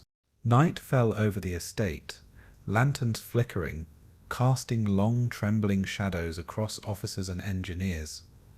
The van rested quietly, engine off, but still humming with potential, a silent predator waiting for its first assignment. Data logs were reviewed one final time, each column marked verified, approved, ready for operation. A chaplain lingered at the edge of the courtyard, whispering prayers for souls he could not reach, for men complicit in designing death. What they didn't yet know was that this transition would soon inform the development of stationary gas chambers, the evolution from vehicle to camp. No one imagined how deeply mechanical efficiency would entwine with ideology and terror. Soldiers, exhausted, lay on benches nearby, their rifles propped carefully, faces gaunt with fatigue and detachment. The forest beyond remained quiet, a witness to a new chapter in systematic killing. Lantern light glinted off polished metal, the gleam of potential violence lying dormant. Each figure, each engineer, each officer carried the knowledge of innovation's deadly purpose. By early morning, the first full-scale test had concluded. Engineers making final notes, officers signing approvals, soldiers standing at attention. The van, empty now, seemed ordinary, yet every bolt, pipe, and gauge bore the imprint of human ingenuity applied to annihilation. Outside, mist rolled over fields that would soon carry more than dew. Bodies, despair, and the mechanical echo of death. What they didn't yet know was that the lessons learned here would ripple across occupied territories, creating a blueprint for industrialized murder. No one imagined that technology could so efficiently replace the intimacy of human violence. Lanterns were extinguished, wheels greased, doors locked with mechanical precision, engines would hum, exhaust would circulate, and death would follow silently. The gun gave way to the engine. Death became a design problem to be solved. Snow crunched softly under the boots of Mikhail Antonov as he slipped through the edge of a pine forest.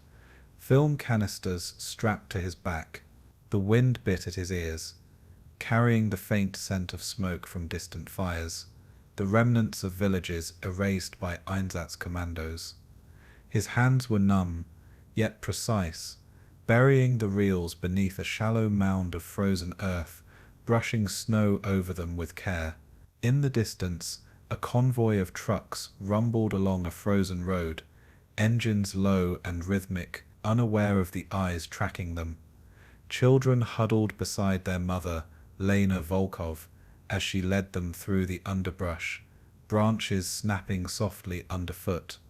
What they didn't yet know was that every hidden record, every whispered warning, would survive long after the shooters had vanished. No one imagined that the smallest acts of courage could form a mosaic of historical truth.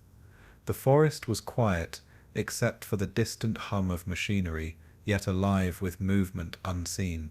The cold air carried tension, hope, and fear in equal measure. Every heartbeat was a promise to remember. Under a crescent moon, partisans crouched in the snow, rifles leveled at the passing convoy, breaths visible in the icy night. Sergei Ivanov adjusted the sights on his Mosin Nagant, watching the pattern of headlights reflecting on frost-covered trees.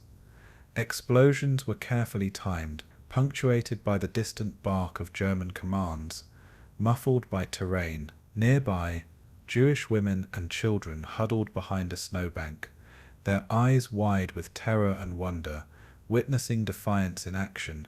What they didn't yet know was that these ambushes, small and sporadic, forced the killers to adapt, to doubt, and occasionally to falter. No one imagined the psychological ripple such resistance would generate across occupied regions. Smoke from torched vehicles mingled with cold night air, carrying acrid warnings to the horizon. The forest seemed alive with whispers, each one a thread in a growing tapestry of opposition. Even the moonlight cast uncertain shadows, illuminating courage and vulnerability in the same frame. Every shot fired was both risk and statement, echoing in the stillness. In a makeshift cabin, Anna Kovalenko recorded names and locations in a leather-bound journal, her quill scratching softly on parchment. Every entry carried the weight of lives extinguished, but also a quiet insistence that memory endure. Outside, snow drifted past the shutter, muffling distant gunfire, as if the forest itself conspired to shield her work. A partisan courier paused at the door, breath steaming, delivering reports from the front lines, data on troop movements, and eyewitness accounts of executions. What they didn't yet know was that documentation, hidden and fragile, would eventually form the backbone of post-war trials. No one imagined that the fragile act of writing could survive in tandem with bullets, frost, and fear. Each candle flickered against the wooden walls, illuminating ink-stained hands and eyes red from smoke and strain. The ceiling groaned under snow, a constant reminder of nature's presence alongside human conflict. Every note taken was a defiance of oblivion. The journal's pages would become witnesses where living ones could not. In a forest clearing, partisans prepared caches of weapons and food, covering them with branches and snow, ready for raids at dawn. Dmitry Petrov inspected each rifle, checking the bolt and trigger tension, ensuring reliability under cold conditions. The hum of distant trucks on frozen roads punctuated the quiet, reminding them of the constant threat. Women carried baskets of provisions, balancing stealth with necessity, faces drawn but determined. What they didn't yet know was that each small victory, each thwarted patrol, strengthened morale, and created networks of survival. No one imagined the impact of localized courage would ripple outward, challenging the apparent inevitability of the killing machine. Snowflakes drifted through trees, catching lantern light, fragile and ephemeral as hope itself. Each movement, each whispered instruction, was calculated against the backdrop of terror. The forest floor, hardened by frost, recorded footprints like a ledger of resistance. Every plan executed carried both risk and legacy. At dawn, Lena Volkov guided a small group of children through an abandoned village, avoiding open roads where German patrols might pass. Houses stood like skeletons, blackened and hollow, memories of families erased by bullets and fire. She whispered instructions in hushed tones, teaching the children to recognize danger, to move like shadows, to preserve life where it still clung. A partisan sniper observed from a rooftop, cataloguing troop movements with meticulous care, reporting later to the Soviet command. What they didn't yet know was that every hidden observer, every chronicler, contributed to a silent resistance more powerful than any weapon. No one imagined that courage could exist in forms so quiet, so easily overlooked. Frost glinted off rooftops, wind carrying the faint metallic scent of abandoned machinery. Children's eyes, wide with terror and comprehension, mirrored the stakes of survival. Each step forward was both escape and education. Every lesson learned would echo beyond the immediate forest. In a snowy ravine, partisans set traps along supply routes, camouflaging explosives beneath frost-hardened soil.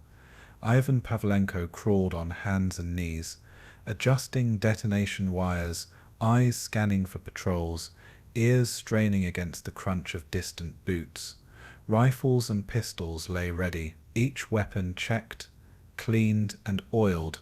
Despite the biting cold, smoke from burning vehicles rose, mingling with the scent of pine, coal, and steel. What they didn't yet know was that these ambushes would slow the advance of Einsatzkommandos, forcing pauses that allowed survivors to flee and document. No one imagined that small-scale interventions could create pockets of information and life amid systematic death. The moonlight cast silver over frost-laden branches, illuminating each movement with clarity. Every trap set was a negotiation with fate, each step towards safety fraught with potential loss. Partisans whispered codes to one another, voices soft yet resolute. Even the forest, a witness, seemed to bend toward clandestine resistance. Late at night, Anna Kovalenko buried another canister of records beneath frozen ground, hands trembling yet precise. Each film reel, each folded document, contained fragments of lives extinguished, cataloguing atrocities few dared to acknowledge. Outside, wolves howled in the distance, the sound swallowed by the vast expanse of white, a reminder of isolation and survival. Partisans moved silently through the woods, signaling with subtle gestures, eyes sharp for the glint of enemy rifles. What they didn't yet know was that these hidden archives would survive, testimony to courage and memory. No one imagined that snow, ice, and stealth could preserve evidence long enough for history to record it. Lanterns reflected off ice crystals, shimmering across the faces of young and old alike, illuminating resolve in the cold night. Every hidden action, every secret note, became a defiance against erasure. The forest, heavy with snow, absorbed movement and sound alike. Each buried record carried the weight of accountability, of truth waiting to emerge. As dawn broke, partisans regrouped, whispering over maps, plotting the next moves against an advancing enemy. Children watched silently, learning patience, observation, and caution as lessons of survival. Hidden cameras, journals, and film canisters were recovered and redistributed to safe locations, ensuring continuity of memory. What they didn't yet know was that their small acts would reverberate, shaping both local and global understanding of the Einsatzkommandos' crimes. No one imagined that courage could thrive in shadows, in snow, and in silence. Tracks crisscrossed the forest floor, some real, some decoys, a choreography of evasion and endurance. Every step taken, every note written, every rifle cleaned and checked, was a refusal to let violence erase history. Lanterns were extinguished, footprints hidden beneath fresh snow, leaving only the faintest traces of resistance. Even in the darkest forests, someone was still writing history down. Mud clung to the wheels of abandoned trucks, their engines cold, silent, like the ghosts of men who once rode within. Snow fell steadily, masking the tracks of retreating soldiers, while filling the hollows left by burned-out villages. Sergeant Heinrich Bauer trudged alongside a convoy, boots sinking into slush, breath steaming in the frigid air. Around him, men muttered, faces drawn and coated in frost, their hands raw from hours of handling frozen rifles and artillery shells. What they didn't yet know was that the Soviet counteroffensive would shatter supply lines and morale alike. No one imagined the speed at which towns once seized would be reclaimed by ghostly inhabitants, survivors, and the advancing Red Army. Smoke still curled from chimneys, the smell of charred wood mingling with snow, a testament to rapid destruction and hurried occupation. Bauer glanced at a distant tree line, where partisan scouts were already observing, waiting to exploit weakness. Every step forward felt like slipping backward, each mile measured in fatigue, fear, and frostbite. The landscape itself seemed to sigh under the weight of withdrawal. Civilians emerged from hiding, faces pale, clothes tattered, eyes wide at the sight of returning forces. Elena Morozova guided her younger siblings through icy streets, past shattered windows and walls blackened by flame. Soviet soldiers moved cautiously, scanning the remnants of towns for booby traps and lingering mines. What they didn't yet know was that many of the bodies left behind bore evidence not only of war, but of methodical killing, the fingerprints of Einsatzkommandos still visible in snow and rubble. No one imagined that the toll of these actions would etch itself permanently into the memory of those who returned. Smoke still drifted from half-collapsed barns, a pale mirror of the living fires that had consumed communities months before. Children clutched dolls, unwashed and frozen, fragile symbols of innocence amid devastation. Every door opened revealed absence. Every floorboard creaked with the weight of memory. Soldiers documented the destruction with cameras and notebooks, eyes shifting constantly to threats both real and imagined. Each photograph, each note became testimony against absence, against erasure. The road to Kharkiv was clogged with abandoned vehicles, artillery shells lying half buried in snow, their orange-brown rust glinting faintly in sunlight. Corporal Wilhelm Fischer checked the engine of his remaining truck, muttering complaints as oil thickened in the cold. Convoys moved sporadically, the pace dictated by mud, ice, and the threat of Soviet ambushes. What they didn't yet know was that each halted engine and immobilized vehicle was a symptom of logistical collapse, foreshadowing the unraveling of the Eastern Front. No one imagined that retreat could so quickly strip soldiers of their confidence, replacing it with anxiety and doubt. Civilians trudged along the roadside, carrying bundles, livestock, and memories of homes now gone. Each footprint in the snow marked survival or death, depending on the observer's perspective. Smoke from distant fires mixed with the cold mist, carrying the acrid scent of destruction into the pine forests lining the road. Every frozen mile became a monument to fatigue. The the soldiers' will measured against the inevitability of loss. Retreat was not defeat yet, but its shadow loomed heavy. Inside a commandeered farmhouse, Hauptmann Dietrich Vogel pored over maps by lantern light, tracing the progress of Soviet advances and marking towns lost to occupation. Pens scratched over paper, highlighting the dwindling options for regrouping, resupply and defense.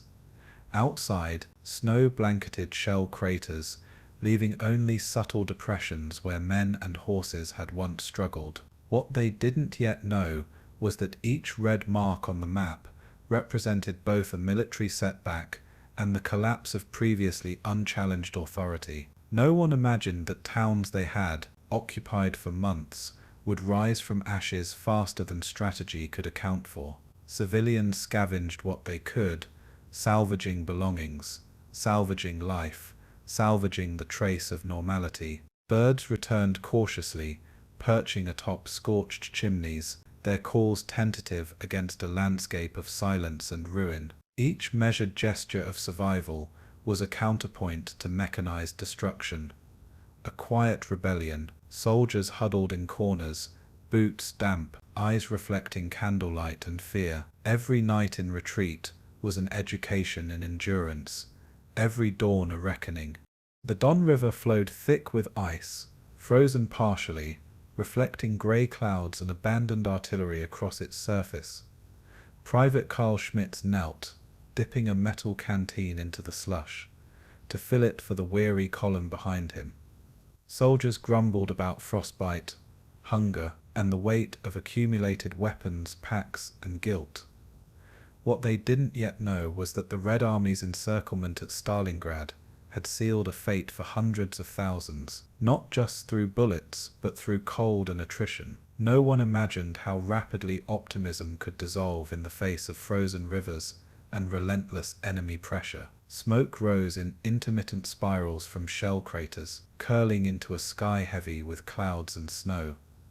Civilians crossed fields cautiously, learning to navigate trenches and craters, the frozen earth recording every footstep. Each bridge abandoned became a line of demarcation between retreat and reclaiming force. The landscape itself seemed to resist the invaders' passage, each mile a subtle protest against occupation. Every glance backward carried both relief and lingering dread.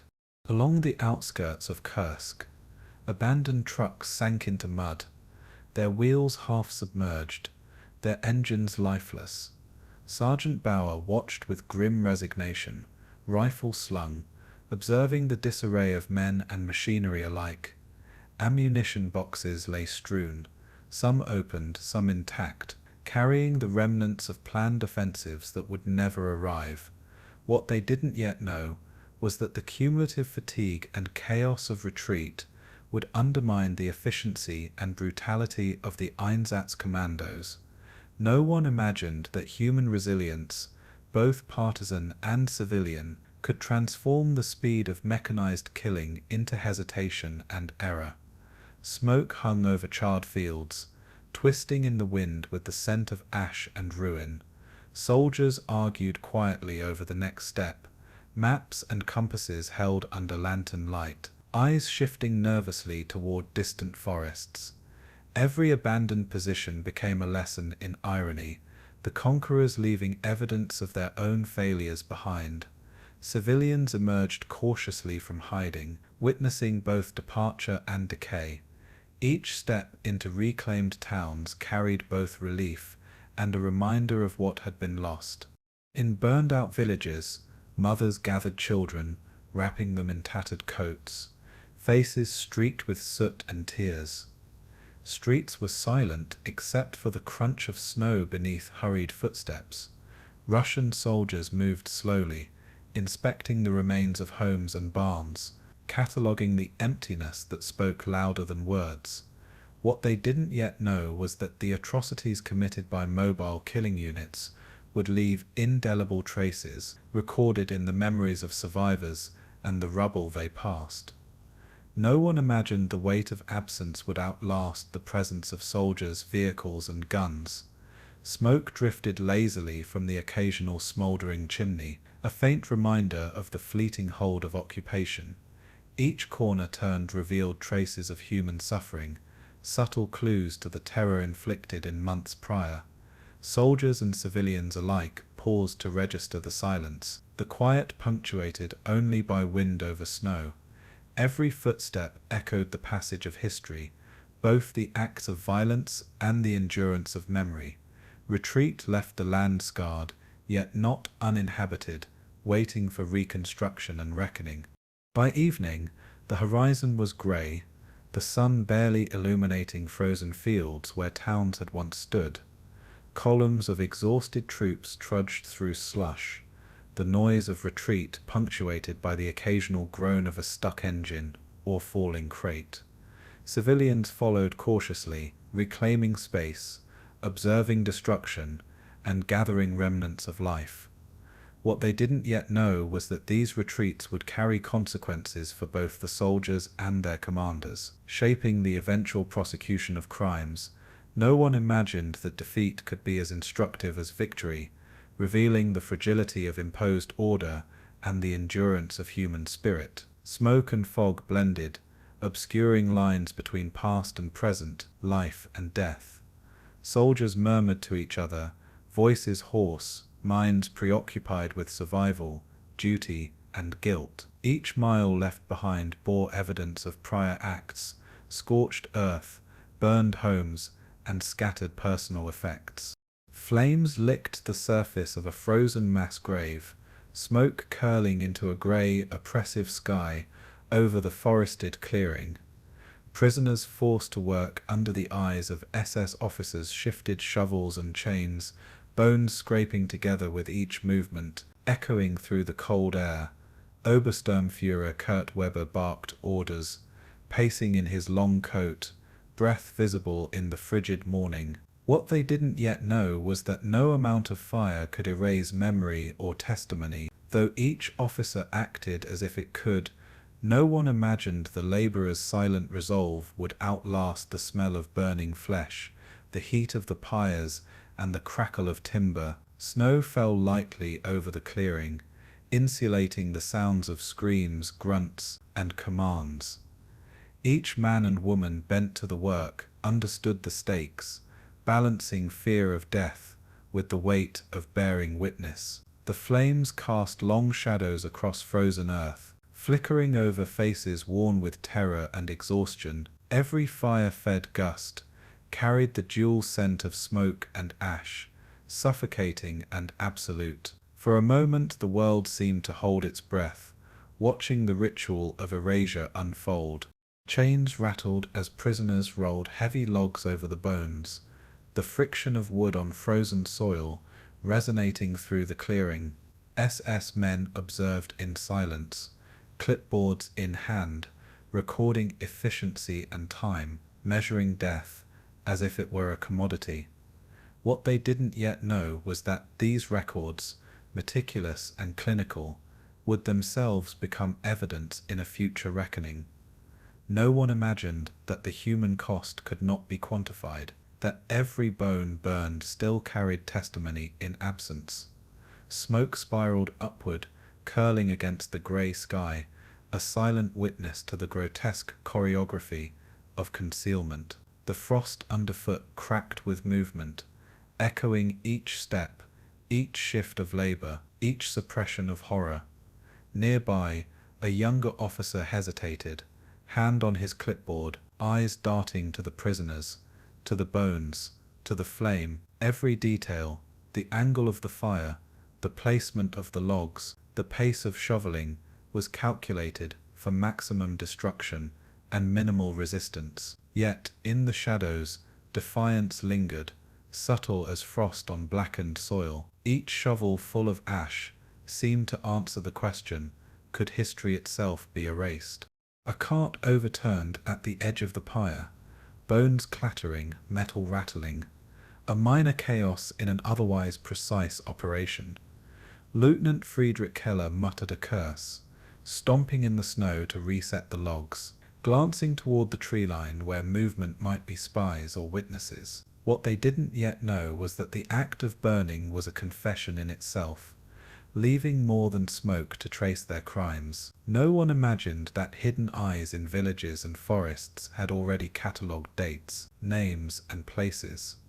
The prisoners' hands were red and raw from cold and exertion, yet they moved with quiet determination, aware their survival depended on both submission and memory. Flames spat embers into the wind, carrying ash across snow like a fleeting ledger of atrocity. Every spark illuminated fleeting expressions of horror, fatigue, and stoic endurance. Chains stretched across frozen earth, metal biting into fingers, wrists, ankles, reinforcing labor through pain and fear. The officers counted every movement, every hour of labor, obsessed with thoroughness. Every flicker of flame seemed to mock the inevitability of human memory. By midday, the fire consumed the upper layers of the mass grave, bones blackening, warping, and cracking under intense heat.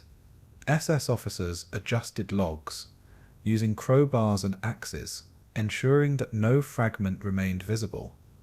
What they didn't yet know was that their efforts were futile in the grand arc of history. Ash may obscure, but it does not erase. No one imagined the precision of destruction would itself be catalogued by historians, investigators, and survivors after the war. Smoke hung thick over the clearing, curling around the skeletal trees, the acrid scent permeating lungs and conscience alike. Prisoners labored in silence, eyes down, sweat freezing on exposed skin, muscles burning from exertion, the fire's heat, while retaining the memory of the screams it could not carry away. Every motion of shoveling and rolling logs, etched into both the laborers' memories and the soil beneath them. Officers occasionally shouted corrections, unaware that their authority was fragile against the quiet endurance of those compelled to witness. Each layer of ash became a false shield over truth, fragile as frozen snow. An icy wind swept across the clearing, scattering embers over the snow, whispering with ghostly hiss and sibilance. SS men bundled into their coats, scanning the horizon, impatience edging their features. What they didn't yet know was that wind, snow, and silence were the only allies of memory here, carrying fragments of smoke and ash like testament into the surrounding villages. No one imagined the paradox. In trying to erase, they made their deeds undeniable. Prisoners paused briefly, sweat and soot mixing on their skin, sharing glances that carried understanding without words. Every overturned log, every exposed femur, every scattered fragment became part of a catalogue they would carry internally forever. Flames rose higher as logs shifted, consuming remnants, each crack a heartbeat in the narrative of denial. The officers checked watches, urged faster pace, unaware of the weight of human endurance beneath their feet. Snowflakes settled on blackened wood, extinguishing minor sparks, delicate against vast destruction. Every shift in wind seemed to whisper the truth too persistent to burn. As dusk approached, shadows stretched over the clearing, long and distorted, merging fire, smoke, and frozen earth into one scene of grim theater. Chains were dragged across soil, shovels struck rock and bone, the rhythm both mechanical and despairing. What they didn't yet know was that the psychological weight of these tasks would haunt some of the perpetrators as surely as the victims' memories haunted the world. No one imagined that laborers, though coerced, would bear witness more faithfully than any officer could document. Smoke darkened further, the grey sky swallowing sunlight, leaving silhouettes of men and trees, half real, half shadow. Prisoners shivered but pressed on, muscles screaming under chains, the cold punctuating the rhythm of labor. Officers exchanged terse words, calculating time remaining, unaware that the clock measured futility more than efficiency. Every shovelful of earth and ash carried double weight, covering bones while exposing conscience. The forest seemed to lean inward, containing the scene, preserving memory silently. Flames crackled, a final rhythm, a chorus to a grim, imperfect erasure. Night fell fully, and only the faint glow of dying embers remained, illuminating blackened ground, twisted logs, and scattered remnants of human life. Prisoners collapsed to the snow, exhaustion claiming them in a silence louder than any command. What they didn't yet know was that history had already recorded this, in frozen witnesses, hidden notes, and the memories of those compelled to act. No one imagined that fire could never completely consume guilt, nor the truth itself. Chains lay in tangled heaps, shovels abandoned mid-swing, officers retreating to warmth while leaving evidence behind. Smoke drifted into the void above, twisting and dispersing, carrying microscopic fragments of what had been attempted to erase. Every frozen footprint marked the passage of labor and terror, a ledger of reluctant complicity. Trees, skeletal and blackened at the edges, leaned over the site, witnesses in stillness. The prisoners knew they had survived, but the memory of the fire, the smell and the ash would never fade. Every ember became a silent accusation, unanswerable by time or authority. Before dawn, snow began to fall again, covering the clearing in soft white, but not erasing the scorched marks below. Obersturmführer Weber left quietly, clipboard in hand, leaving the forest to hold the echoes of forced labor and destruction. What they didn't yet know was that these woods, this soil, and every fragment of ash would endure as testimony to the crimes committed. No one imagined that the effort to erase life and evidence would amplify memory instead of silencing it. Prisoners shuffled toward nearby villages, faces pale, hands raw, carrying knowledge too heavy for silence. Smoke mingled with the scent of frozen earth, a lingering witness impossible to obliterate. Every step they took carried fragments of horror, yet also the stubborn persistence of life. Trees absorbed the chill, their trunks bearing witness to human cruelty and resilience alike. Lieutenant Sergei Ivanov stepped cautiously into the shattered village, boots crunching on shards of timber and frozen earth. Smoke still rose from smoldering chimneys, the faint scent of charred wood mixing with the acrid tang of decomposing vegetation. Melting snow revealed the dark outlines of shallow pits, some partially filled, others empty, exposing the eerie remnants of lives extinguished months before. What they didn't yet know was that the pits were only the surface of a much larger, orchestrated system of extermination. No one imagined the quietness of the landscape could be so loud with absence, each ruined house echoing the stories of families lost. Civilians emerged slowly, faces pale, some stepping over debris, others clutching at memories they could scarcely articulate. The wind swept across empty streets, carrying the sound of distant birds and the whisper of ruined doors. Soldiers paused, scanning the horizon for threats that no longer existed. But the threat of memory hung heavy. Every frozen footprint in mud and snow marked both passage and witness. The village seemed suspended between war and remembrance, caught in a stillness too profound for words. A young survivor, Anna Petrovna, stood on the steps of a collapsed schoolhouse, staring at the sky with vacant eyes. Her hands clutched a tattered scarf, the remnants of warmth and childhood. Soldiers approached cautiously, offering water and whispered reassurances, but she barely registered them. What they didn't yet know was that her silence spoke louder than any report, conveying grief beyond measurement.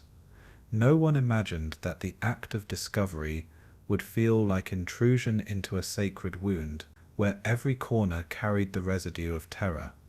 Smoke from distant fires, mingled with thawing snow, curling around half-buried household objects and fragments of bone. Each doorway they entered revealed absence, tables set for meals that would never be eaten, toys frozen mid-play, letters scattered in the wind.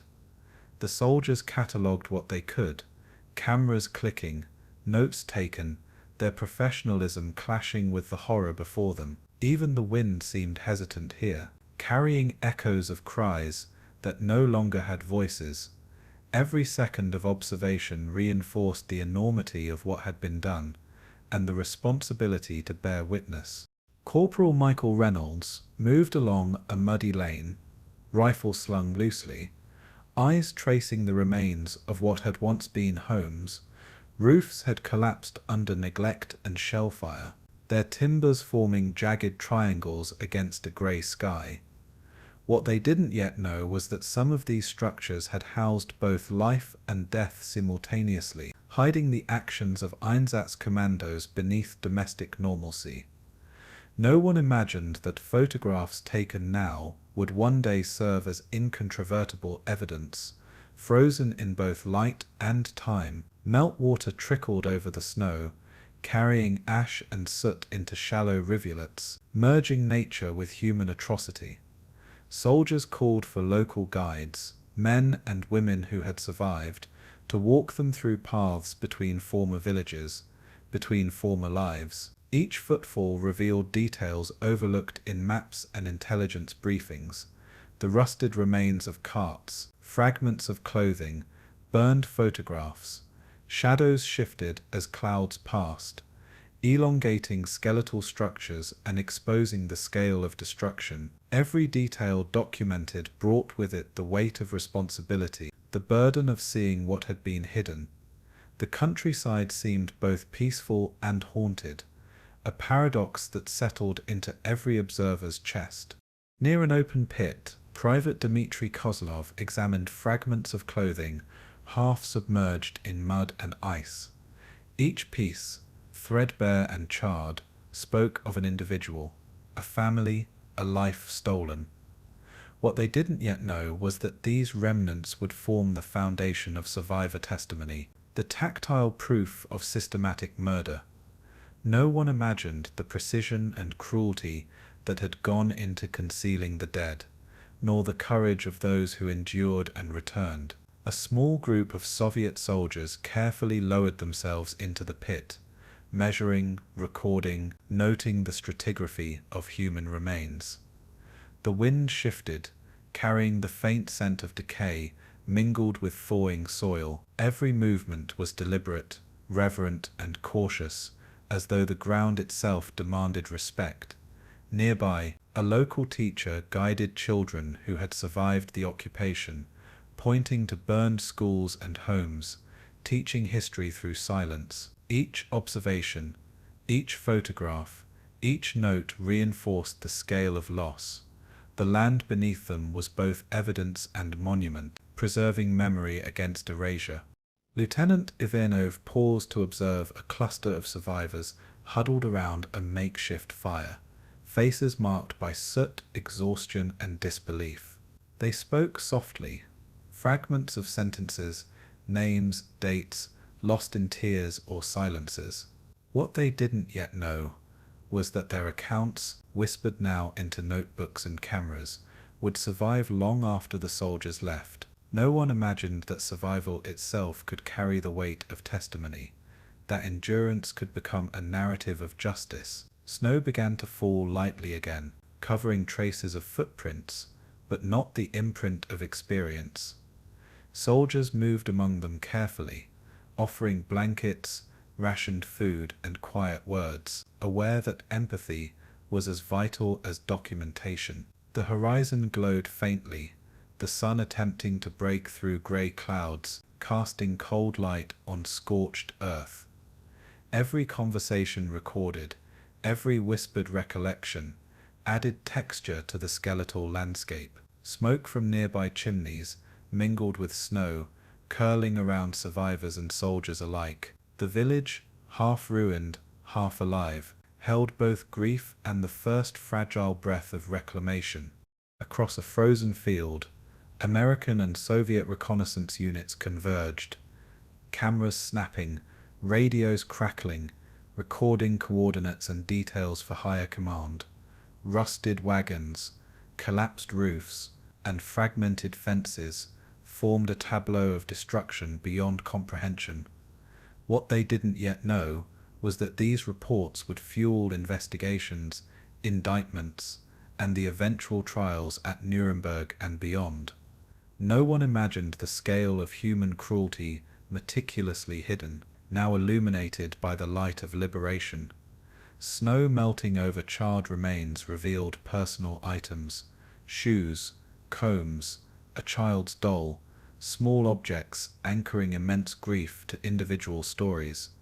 Every measurement taken, every sketch made, every photograph clicked into a broader mosaic of human cost. Soldiers noted patterns, the precision of prior execution, the traces of attempts to destroy evidence. Clouds passed overhead, their shadows moving slowly across the frozen terrain. The air was sharp and clear, carrying both cold and truth. Every breath felt like bearing witness, every exhale a commitment to remembrance. In a nearby forest, survivors emerged cautiously, eyes scanning tree lines for dangers that no longer existed. Anna Petrovna led children toward the village, whispering names, recounting brief, fragmented memories of relatives and neighbors. What they didn't yet know was that their survival, their presence, was itself defiance against those who sought to erase them. No one imagined that mere return could illuminate the scale of obliteration, that human continuity would challenge the completeness of the killer's plans. Smoke from distant fires drifted over icy fields, merging with fog, as soldiers documented the path of the retreating German forces. Every frozen branch, every fallen log seemed to hold the memory of violence, as if the land itself bore witness. Children clutched remnants of toys, blankets, and books, small tokens bridging life before and after. Soldiers moved silently beside them, protective yet aware that these civilians were both evidence and testimony. Every step forward was measured against the past, the weight of loss pressing like snow on shoulders. The village, once emptied of hope, now held traces of life and reckoning. As twilight approached, the horizon glowed faintly orange, illuminating open pits, shattered homes, and scattered remnants of existence. Lieutenant Ivanov and his men paused, cameras and notebooks at the ready, breathing in the silence that spoke louder than any gunfire ever had. What they didn't yet know was that the wind, carrying scent of charred wood, ash, and thawing earth, would also carry truth across borders and generations. No one imagined that this quiet moment of discovery would mark the beginning of accountability, even as grief remained raw. Snow continued to fall, covering footprints but not memories, each flake a witness to endurance and history. Survivors stood in clusters, hands held, eyes lifted skyward, absorbing the enormity of what had been done. Soldiers documented the land, not merely as terrain, but as a testimony of human cruelty and resilience. Every sound, the distant caw of a crow, the wind through broken trees, echoed with both absence and presence. The village, frozen in time and suffering, became a living record. The wind carried the smell of truth, and no one could turn away. The courtroom hummed with muted tension, translation headphones crackling in synchronized rhythm across rows of journalists and military observers. Defendants, dressed in drab uniforms, sat behind glass partitions, fingers fidgeting, eyes darting at the imposing judges. What they didn't yet know was that their carefully constructed narratives, built on bureaucratic euphemism and obfuscation, would be dismantled piece by piece. No one imagined the sheer scale of documentation that awaited them: reports, photographs, and survivor testimonies meticulously collected over years. Judge Thomas B. Finletter, leaned forward, pen poised, ready to translate the horror into legal language. Every murmur from the witness's side reverberated, carried into the ears of the accused, impossible to ignore. A survivor approached the stand, trembling, each step echoing in the cavernous room like a heartbeat of justice. The walls of the Nuremberg courtroom held centuries of expectation for law, yet the gravity of genocide pressed anew upon every listener. Microphones captured every inhalation, every pause, every hesitation. The air was dense with history, thick with memory, and charged with anticipation. Magistrate Otto Fischer gestured for the first witness, a frail man whose eyes had seen the Lithuanian forests ablaze with human lives. He gripped the microphone with trembling hands, voice faltering as he recounted the names of towns erased, families obliterated, and children executed. What they didn't yet know was how these personal accounts, embroidered with pain and endurance, would resonate far beyond the wooden benches of the courtroom. No one imagined that a single trembling testimony could outweigh years of bureaucratic justification. Translators repeated every word with mechanical precision, converting sorrow into legal text. The defendants shifted uneasily, exchanging glances, attempting to mask recognition or guilt. Every pause in testimony became amplified, measured against the scale of evidence already laid before the court. Outside, journalists scribbled furiously, recording, transcribing, preserving each detail for posterity. The courtroom felt like a prism, the truth fractured into narratives, yet converging toward undeniable reality. Every gesture, glance, and word was heavy with the weight of history. Commandant Otto Ohlendorf, accused of orchestrating Einsatzgruppe D, sat rigid, jaw clenched, eyes fixed on the proceedings. His lawyers whispered cautiously, attempting to shield him from the raw emotion streaming from the witness box. What they didn't yet know was that meticulous records of massacres would undermine every defense, leaving only the stark record of his orders. No one imagined that the cold logic of numbers, tallies of executed Jews, Romani, and others, would pierce the armor of bureaucratic detachment. A chart displayed on an easel outlined operational zones and dates, linking human lives to directives signed and executed. Each slide elicited visible tension in the defendants, a confrontation with the reality they had tried to abstract into operations. The judges took notes steadily, unflinching, translating the arc of atrocities into judicial language. Outside the courtroom, Allied officers observed, recognizing that history itself was unfolding, meticulous and public. Every click of the cameras punctuated the proceedings, capturing both horror and procedure. The weight of the world seemed to settle within these walls, silent yet unyielding. A young survivor, clutching a folded photograph, stepped onto the witness stand, tears pooling in eyes, rimmed with frost from the winter morning. She described the rounding up of her village, the names of neighbors, the sequence of killings, and the faces of the men who carried out orders. What they didn't yet know was how the simple act of speaking these memories would fracture the narrative of denial. No one imagined that such raw recollection could pierce the bureaucratic defenses so completely. Every word she uttered was documented by stenographers, every pause transcribed, every inhalation recorded.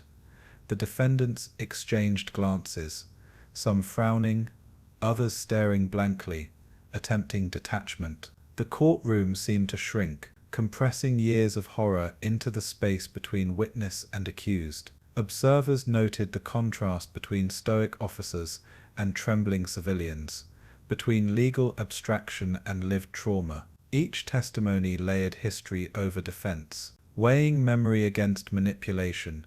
Even the walls seemed to lean inward, pressing every sound into permanence. Judge Robert Jackson adjusted his spectacles, eyes scanning volumes of evidence while the next survivor prepared to speak. Photographs of mass graves, burned villages, and abandoned belongings were displayed in sequence, each eliciting a quiet, controlled gasp from observers. What they didn't yet know was how the visual record would give substance to memory, leaving no room for obfuscation. No one imagined the impact of combining testimony, images, and documents into an unassailable narrative of guilt. The defendants listened, lips tight, hands clenched beneath glass partitions. Every slide, every page, every cross-reference tightened the web around them. Court officers moved with quiet precision, ensuring each piece of evidence was captured for legal posterity.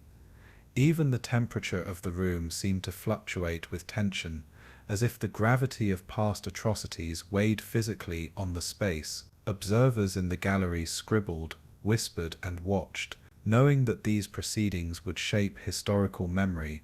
The combination of sight, sound, and speech transformed the courtroom into both witness and tribunal. A translator whispered urgently, repeating every word from German into English, Russian, and French, preserving nuances, inflections, and hesitation. Defendants shifted, some glancing toward their lawyers, seeking guidance, understanding, or reassurance. What they didn't yet know was that legal precision could not shield them from the moral clarity brought by survivor testimony. No one imagined that each pause, each inflection, each trembling hand would resonate for decades beyond the courtroom. Witnesses described systematic killings in forests, fields, and ravines, noting how local collaborators participated and how the bureaucracy orchestrated destruction. The officers on trial recorded their own memories silently, the contrast between procedural detachment and human suffering palpable. Every notebook, every audio recording, every sketch of operational zones reinforced the cumulative weight of evidence. Outside, snow fell softly, a quiet counterpoint to the intensity inside. Every word spoken pressed upon conscience, shaping both judgment and historical record. By evening, the room itself seemed to hold the ghosts of every sight, every victim, every act meticulously recounted. Cross-examination began with precision, probing documents, questioning alibis, dissecting statements for inconsistencies or omissions. Ollendorf shifted uncomfortably as prosecutors recited dates, times, and names, the rhythm of accusation relentless and unyielding. What they didn't yet know was that the detailed nature of their own reports would betray them. Each signature a mark of culpability. No one imagined that meticulous order could serve as its own indictment. Witnesses nodded subtly, their eyes steady, refusing to falter under pressure, each glance carrying the memory of the forests, the pits, the smoke. Judges interrupted occasionally, clarifying, prompting, ensuring that the record remained complete. Outside, scribes and journalists prepared preliminary reports, their pens moving as fast as memory itself. Every carefully calculated defense met the weight of corroborated testimony, collapsing abstractions into undeniable fact. Even the defendant's attempts at rationalization revealed cracks in composure, human vulnerability exposed. The courtroom, in its quiet intensity, became both tribunal and archive, simultaneously legal and eternal. As the day drew to a close, defendants were escorted back to holding cells, faces pale, eyes shadowed, footsteps echoing across polished floors. Witnesses stepped down from the stand, hands shaking, eyes fixed on notes, photographs, and memory. What they didn't yet know was that this trial, this day, would resonate far beyond its walls, forming the backbone of historical accountability. No one imagined that their words, recorded in ink, captured in audio, and preserved in memory, would educate generations about the machinery of genocide. Lawyers, judges, and clerks remained at their tables, cataloguing every detail with relentless precision. The gallery emptied slowly, leaving a silence charged with reflection, grief, and moral reckoning. Each participant understood the weight of what had been transcribed, the magnitude of human lives represented in evidence. Outside, the wind carried remnants of winter across Nuremberg, indifferent to human judgment, yet witnessing nonetheless. Every page, every testimony, every photograph cemented the verdict of history over denial. Their words were recorded not for them, but for the unborn. A reel-to-reel recorder hummed softly on a worn wooden table, capturing the voice of a man whose hands trembled as he sifted through photographs of his vanished family. His eyes lingered on a faded image of a younger brother, smiling in the sun-drenched courtyard of a Lithuanian village, now lost to fire and gunpowder. What they didn't yet know was how these personal memories, carefully preserved and retold, would form the first fragile bridges to collective understanding. No one imagined that the quiet cadence of a single voice could pierce decades of silence. Outside, snow drifted lazily against windows, a pale echo of the winter massacres he survived. Each photograph, each document, each memento bore the weight of absence, of life interrupted. He recounted names, dates, and towns with a precision honed by necessity, while his fingers brushed lightly over the edges of old paper. The tape hissed between sentences, preserving memory, recording grief, shaping testimony. Children in the background listened, absorbing stories that were at once distant and intimate. The room was filled with a still, reflective reverence as history unfolded quietly through human memory. In a dimly lit apartment in Kiev, a woman traced her finger over the dates of deportation written on a scrap of notebook paper. She described the forests where her neighbors had been executed, how she had hidden in root cellars with her sister, counting heartbeats to survive. What they didn't yet know was that these fragmented recollections would serve as evidence of a reality the world had tried to ignore. No one imagined that private anguish, whispered decades later, could reshape public consciousness. The microphone captured every pause, every hesitation, every shiver of emotion, translating trauma into testimony. Her children sat at her feet, eyes wide, absorbing details she had never spoken aloud before.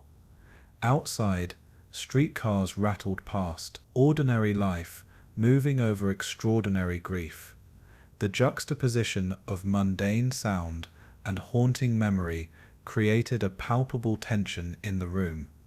Every sentence she uttered layered pain upon resilience, sorrow upon survival. Even as she spoke softly, the weight of history pressed upon the walls, demanding acknowledgement. A former partisan in Belarus opened a chest of letters, each one yellowed with age, tied with fraying string.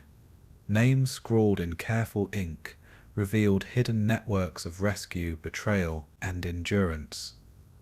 What they didn't yet know was how these epistolary fragments would illuminate the human dimension behind the statistics of death.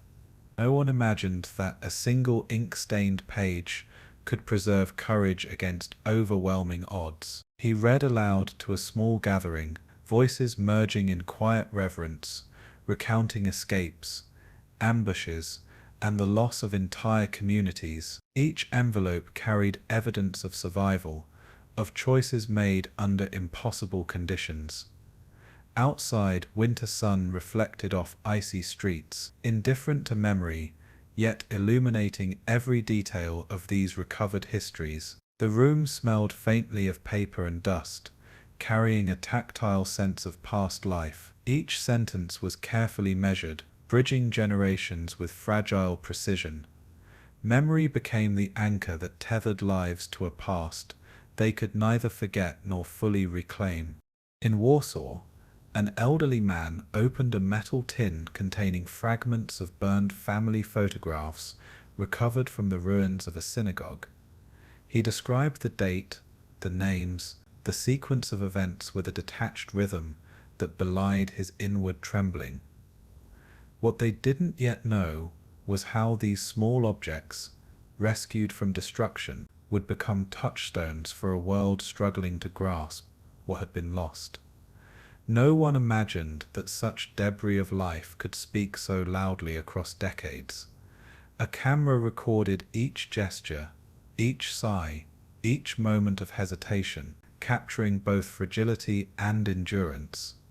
Children in the room traced their fingers over the edges of images, learning the contours of a life interrupted. The stories mingled with ambient sounds outside, passing trams, footsteps, distant chatter, grounding historical memory in living present. Each recounting wove grief and survival into a fabric of enduring testimony. Every photograph, every scrap, every story became evidence not of what had been destroyed, but of what had endured. The act of remembering, quiet and deliberate, became itself a form of resistance.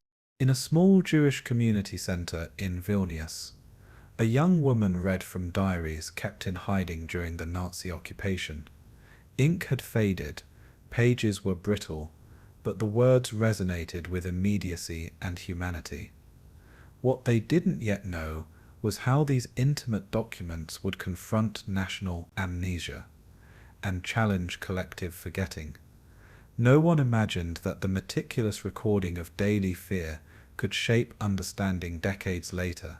Her voice wavered only slightly as she recounted the sounds of forests at night, the distant gunfire, and the weight of empty streets. Each diary entry was an act of defiance, preserving truth in the face of attempted erasure. Outside, snow blanketed the streets in stillness, echoing the silence survivors had endured for so long. Listeners traced the line between despair and resilience in every phrase. Memory here was not just recollection, but an ethical imperative, a commitment to the unspoken dead, and in every word, the survivors' persistence carved a permanent space for remembrance. An archivist in Tel Aviv meticulously indexed recordings of survivor interviews, aligning names, towns, and dates with photographs and newspaper clippings. Each entry represented a life, a story that could otherwise vanish into oblivion. What they didn't yet know was how these efforts, painstaking and patient, would form the foundation of modern Holocaust scholarship. No one imagined that this labor of memory could influence generations who would never witness the horrors firsthand.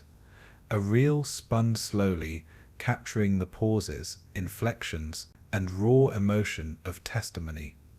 Photographs of burned synagogues and abandoned homes accompanied the recordings, grounding narrative in physical space. The room smelled faintly of old paper, wax, and dust, the tangible traces of the past. Each careful cataloguing became a bulwark against forgetting, a silent defiance of erasure. Scholars, students, and descendants would later consult these records, bridging time with ink, voice, and image. Memory, preserved in reel and manuscript, became a living testament to survival. In Paris, a survivor traced the route she had taken as a child fleeing occupied territories, her finger running over maps pinned to a corkboard, every village marked, every forest path noted, every hiding place catalogued in faint pencil, revealed a pattern of fear, endurance, and meticulous planning. What they didn't yet know was how these small personal cartographies would inform collective understanding of wartime survival. No one imagined that such intimate navigation could become part of the larger historical record. Her grandchildren listened, wide-eyed, tracing the same routes, trying to comprehend the scale of the trauma endured. Outside, Rain fell gently on the tiled roof, a quiet punctuation to decades of retelling. The maps became more than memory aids. They were narratives of resilience, endurance, and the human will to survive. Every line drawn reflected choices made under duress, life over death, measured in footsteps. And as she spoke, the room felt both temporal and eternal, carrying echoes of the past forward. History, in these hands, became personal, tangible, and unyielding. In a dim recording studio, a survivor spoke softly into a microphone, recounting the names of children, neighbors, and friends who had vanished during the Einsatzkommandos campaigns.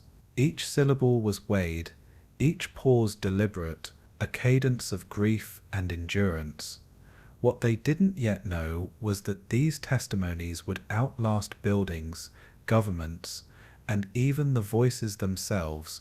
No one imagined that the quiet act of speaking could become a bulwark against collective amnesia. Outside, the evening sky deepened into indigo, the wind moving across rooftops like a whisper through memory. The tapes clicked and whirred, capturing both voice and silence, grief and persistence. Listeners years later would hear both tragedy and resilience intertwined, inseparable and enduring. Each account, each story, each photograph preserved not just a past but a promise to future generations. Memory became the inheritance of those who survived, a solemn charge and a lasting testament. They lived not to forget, but to be remembered. Raindrops pattered softly on the jagged edges of memorial stones in a quiet Lithuanian field, the same soil where villagers had vanished decades earlier. Visitors, umbrellas in hand, moved slowly along engraved names, tracing letters with gloved fingers, each motion deliberate and reverent. What they didn't yet know was how this landscape of remembrance would shape generations' understanding of the atrocities committed here. No one imagined that stones, silence, and rain could teach lessons as profound as any textbook. Children clustered around tour guides, peering up at black and white photographs displayed under glass, absorbing history with wide, unblinking eyes. Archivists quietly catalogued letters, photographs, and oral testimonies in climate-controlled rooms, preserving what remained. The wind carried the faint scent of wet earth and pine, a reminder that memory was rooted in place. Every puddle mirrored names, faces, and dates, echoing the lives lost. Monuments, films, and curated exhibits intertwined, allowing the past to speak softly through structure and shadow. History here was tangible, not abstract, a persistent reminder of the human cost of obedience and indifference. Inside a Berlin museum, an old film reel flickered against a cracked plaster wall, shadows dancing like ghosts across the room. Descendants of survivors sat silently in chairs, the grainy footage of Einsatzgruppen operations refracted through decades of memory. What they didn't yet know was how witnessing this history firsthand would stir empathy, curiosity, and a profound sense of responsibility. No one imagined that celluloid fragments could carry both horror and instruction across generations. Curators whispered explanations, pointing to maps and documents detailing campaigns in Lithuania, Latvia, and Ukraine. Students sketched notes, their pencils tracing patterns of events, dates, and names, connecting dots that once felt irrecoverable. Outside, the autumn wind rattled the windows, as if urging attention to both absence and presence. Each projection, every historical artifact, became a bridge between those who endured and those who will never forget. Memory here was an active force, shaping understanding in real time, and through every flicker, every shadow, the echo of lives lost resonated with unbroken intensity. In Vilnius, a historian led a small group through the reconstructed town square, pointing to plaques marking where families were rounded up, deported or executed. Footsteps on cobblestones reverberated against centuries-old facades, grounding historical narrative in lived geography. What they didn't yet know was how the intersection of space, memory and scholarship would preserve a legacy of both grief and moral accountability. No one imagined that ordinary streets, once silent witnesses to atrocity, could become classrooms for empathy. Descendants paused at each marker, fingers brushing inscriptions, reading aloud the names of the missing. Guides spoke in calm, reflective tones, recounting survivor testimonies collected decades prior. Birds called from nearby trees, a quiet contrast to the violence once here, their song weaving life back into the landscape. Each building, stone and plaque layered history with contemporary reflection. Monuments became tactile reminders that memory was not only preserved but experienced, and every pause, every breath, deepened the reverence flowing through the space. In Krakow, a new archive opened, its glass walls reflecting sunlight across metal shelves, lined with meticulously labeled files. Scholars examined pages of Einsatzgruppen orders, victim lists, and post-war interrogations, cross-referencing names with photographs and film footage. What they didn't yet know was that these records would form the backbone of future research, shaping understanding far beyond the boundaries of Poland. No one imagined that catalogued bureaucracy could speak volumes about both human cruelty and resilience. A researcher traced the movement of Einsatzkommando units with colored pins on a large map, each pushpin representing towns lost, lives erased. Outside tram bells echoed in regular intervals, juxtaposing daily normalcy with historical horror preserved inside. Every archived letter, document and report became a voice, refusing to be silenced by time. Students quietly took notes, their pens bridging decades with ink, and through the meticulous ordering of evidence, memory asserted itself as undeniable truth. Knowledge, structured and deliberate, became a shield against forgetting. At Yad Vashem, a child traced a path across a memorial floor, etched with names, the smooth stone cool beneath her fingertips. Visitors around her whispered softly, some pressing palms to walls in silent homage, connecting to history through physical gesture.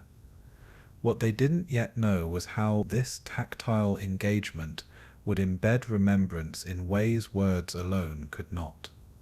No one imagined that names carved in stone could carry the weight of centuries of moral reckoning. Tour guides recounted survivor testimonies, their voices measured, careful, respectful of the gravity surrounding them. Photographs, personal artifacts, and documents lined corridors, each a fragment of a narrative too vast for single comprehension. Rain outside tapped against windows, blending the present with echoes of past suffering. Every glance at a face, every tracing of a name, became an act of witnessing. Memory was no longer abstract. It was present, immediate, and undeniable.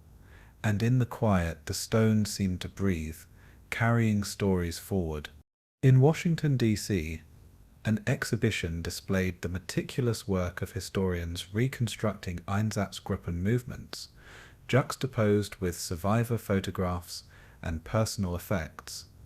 A small group of visitors leaned in, reading names and dates etched in accompanying panels, connecting atrocities to tangible human lives. What they didn't yet know was how international recognition and preservation would solidify a collective moral memory. No one imagined that the combination of scholarship, storytelling, and curation could create a web linking generations, continents, and cultures. Each artifact, a diary, a child's toy, a torn uniform, became an intimate conduit to past suffering. Educators whispered context, illuminating the scale of operations, the bureaucratic machinery, and the human resilience that endured. Outside, the city buzzed with modernity, yet inside, every detail was preserved in stillness and reverence. Students jotted notes, absorbing narrative and geography in equal measure. The exhibition bridged time, allowing historical horrors to inform present conscience, and as they moved from display to display, the weight of responsibility settled softly, persistently.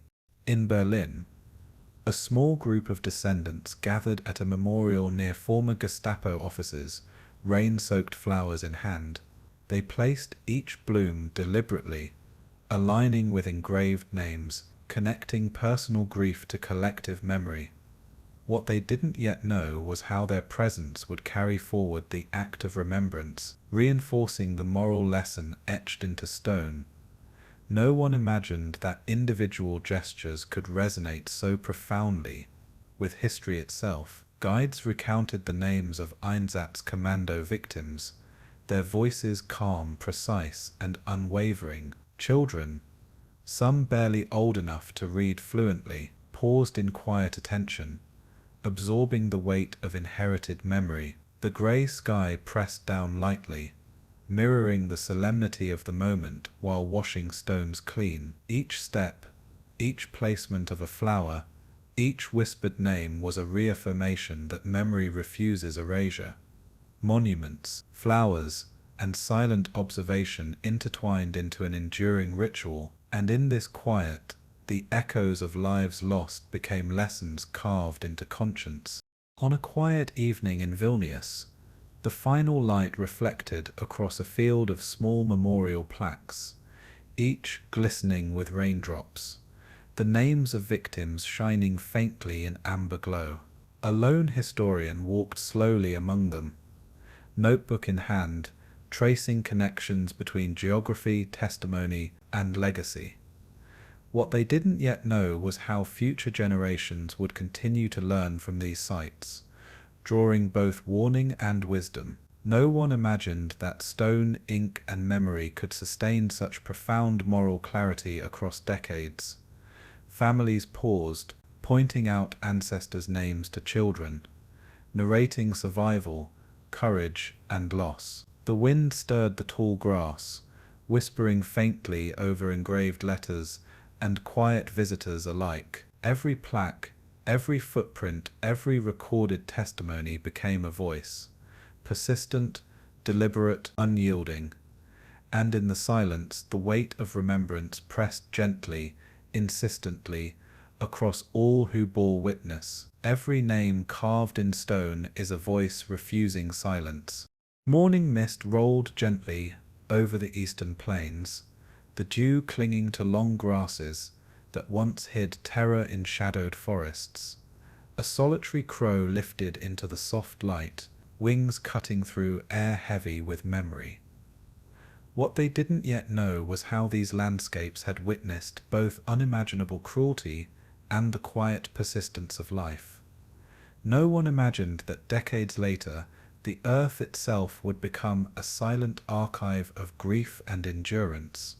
Faded paths, once crowded with soldiers, now carried only the echo of footsteps pressed into mud. In small villages, children ran along streets lined with stones commemorating neighbors who vanished without a trace. Survivors' voices lingered in recorded interviews, their tones steady yet tremulous, mapping human endurance onto memory. Each tree, each hill, each riverbank held fragments of stories that refused to dissolve into silence.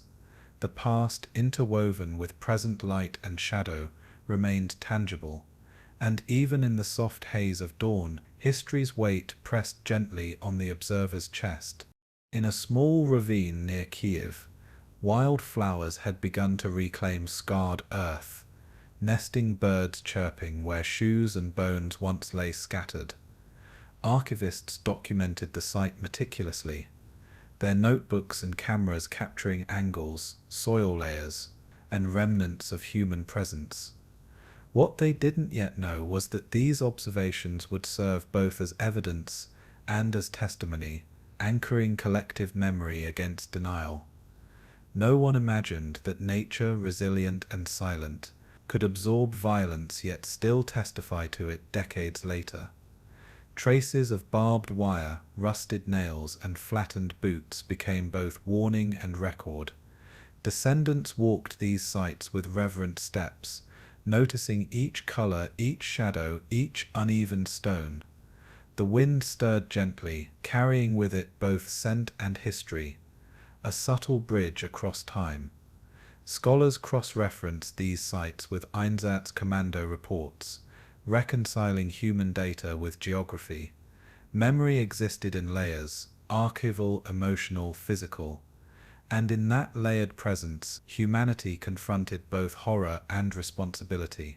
Inside a dim museum hall, a single candle flickered against a wall, lined with photographs of victims, survivors, and ordinary towns swallowed by war.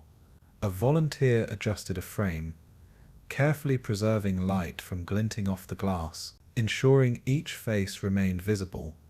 What they didn't yet know was how the simplest gestures could keep memory alive, nurturing empathy for generations who never saw the events firsthand.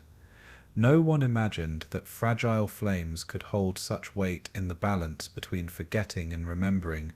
Visitors leaned close, reading names and ages, tracing the arc of life extinguished.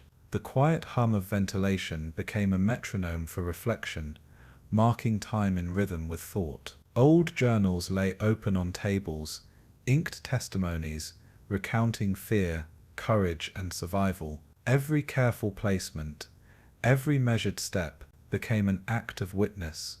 The hall itself seemed to breathe slowly, infused with centuries of lessons, and the candle's flicker mirrored both fragility and endurance, light against the persistent shadow of human action. A historian in Vilnius examined letters written by villagers who had survived the Einsatzgruppen's advance, letters folded carefully, edges browned with age. He read aloud fragments of recollection, a child hiding under a floorboard, a mother shielding her siblings, the murmur of soldiers outside. What they didn't yet know was how these personal narratives would illuminate broader patterns of human behavior under duress. No one imagined that individual voices, once nearly lost, could become integral to global understanding. Each sentence, carefully transcribed, revealed a blend of fear, ingenuity, and moral complexity. Across Europe, similar documents emerged from attics, basements, and archives, forming an invisible tapestry connecting countless lives. The air smelled faintly of paper, dust, and ink, the essence of memory itself. Students and researchers gathered around, annotating, comparing, debating interpretations. The past, though tragic, taught resilience and vigilance, and through every story preserved, humanity glimpsed both the darkness it could unleash and the light it could preserve. In Krakow, memorial stones glistened under light rain, reflections fractured across wet surfaces like fragmented history made whole. Visitors paused, absorbing the weight of names, dates, and erased towns, their silence filling the space between earth and sky. What they didn't yet know was how these tangible markers, when observed with attention, could prevent collective amnesia. No one imagined that simple stone could serve as both grave marker and moral compass for future generations. Flowers were laid carefully at each monument, petals soaked but vibrant, symbols of both mourning and hope.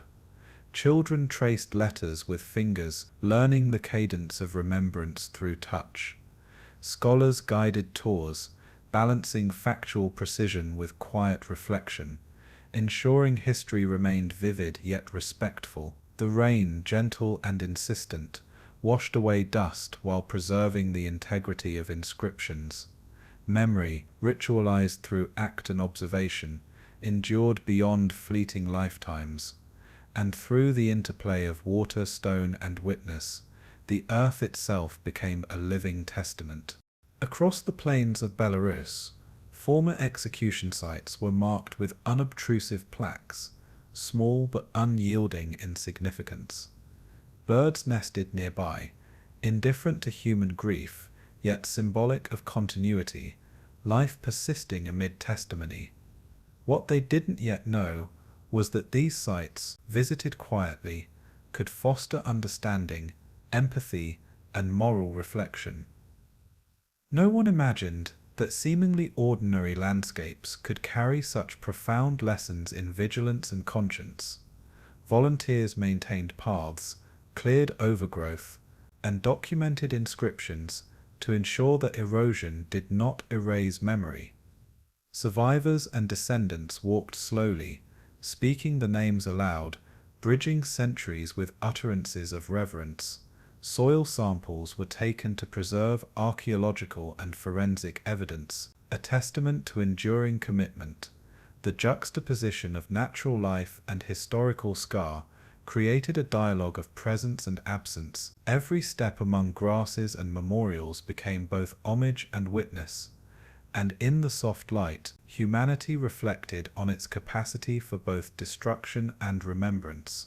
In New York, a film archive projected testimonies of survivors into a darkened hall, their faces lit by flickering real light. The audience leaned forward, absorbing pauses, hesitations, and the subtle tremors of memory. What they didn't yet know was how these stories, once raw and immediate, would ripple across continents and decades. No one imagined that recorded voices could hold such potency, threading empathy through time and space. Notes were taken, questions asked, and dialogue sparked among students, journalists, and scholars.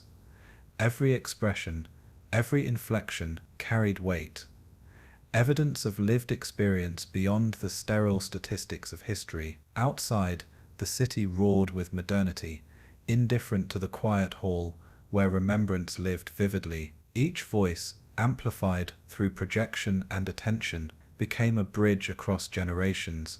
Memory, through film, gained permanence while retaining intimacy. And in every silence between words, the echoes of past lives spoke clearly. Finally, in the misty dawn of a Lithuanian plain, the camera lingers on undisturbed fields, crows circling over grass wet with dew, ravines hidden beneath layers of memory and time. A lone visitor lights a candle in a small museum hall nearby, the flame steady against shadow. What they didn't yet know was how every act of remembrance, walking, reading, documenting, sustained the fragile thread between history and conscience. No one imagined that the simple continuity of human attention could resist forgetting, however vast the past's darkness. Scholars, descendants, and silent witnesses converge in shared awareness of tragedy, resilience, and moral responsibility. The wind whispers across stones, grass, and pages, carrying both grief and hope in equal measure. Each documented testimony becomes an instrument of vigilance against repetition, and as light breaks fully over plains once heavy with sorrow, humanity confronts both horror and the enduring promise to remember. The echoes of their footsteps fade, but the earth still remembers where they fell.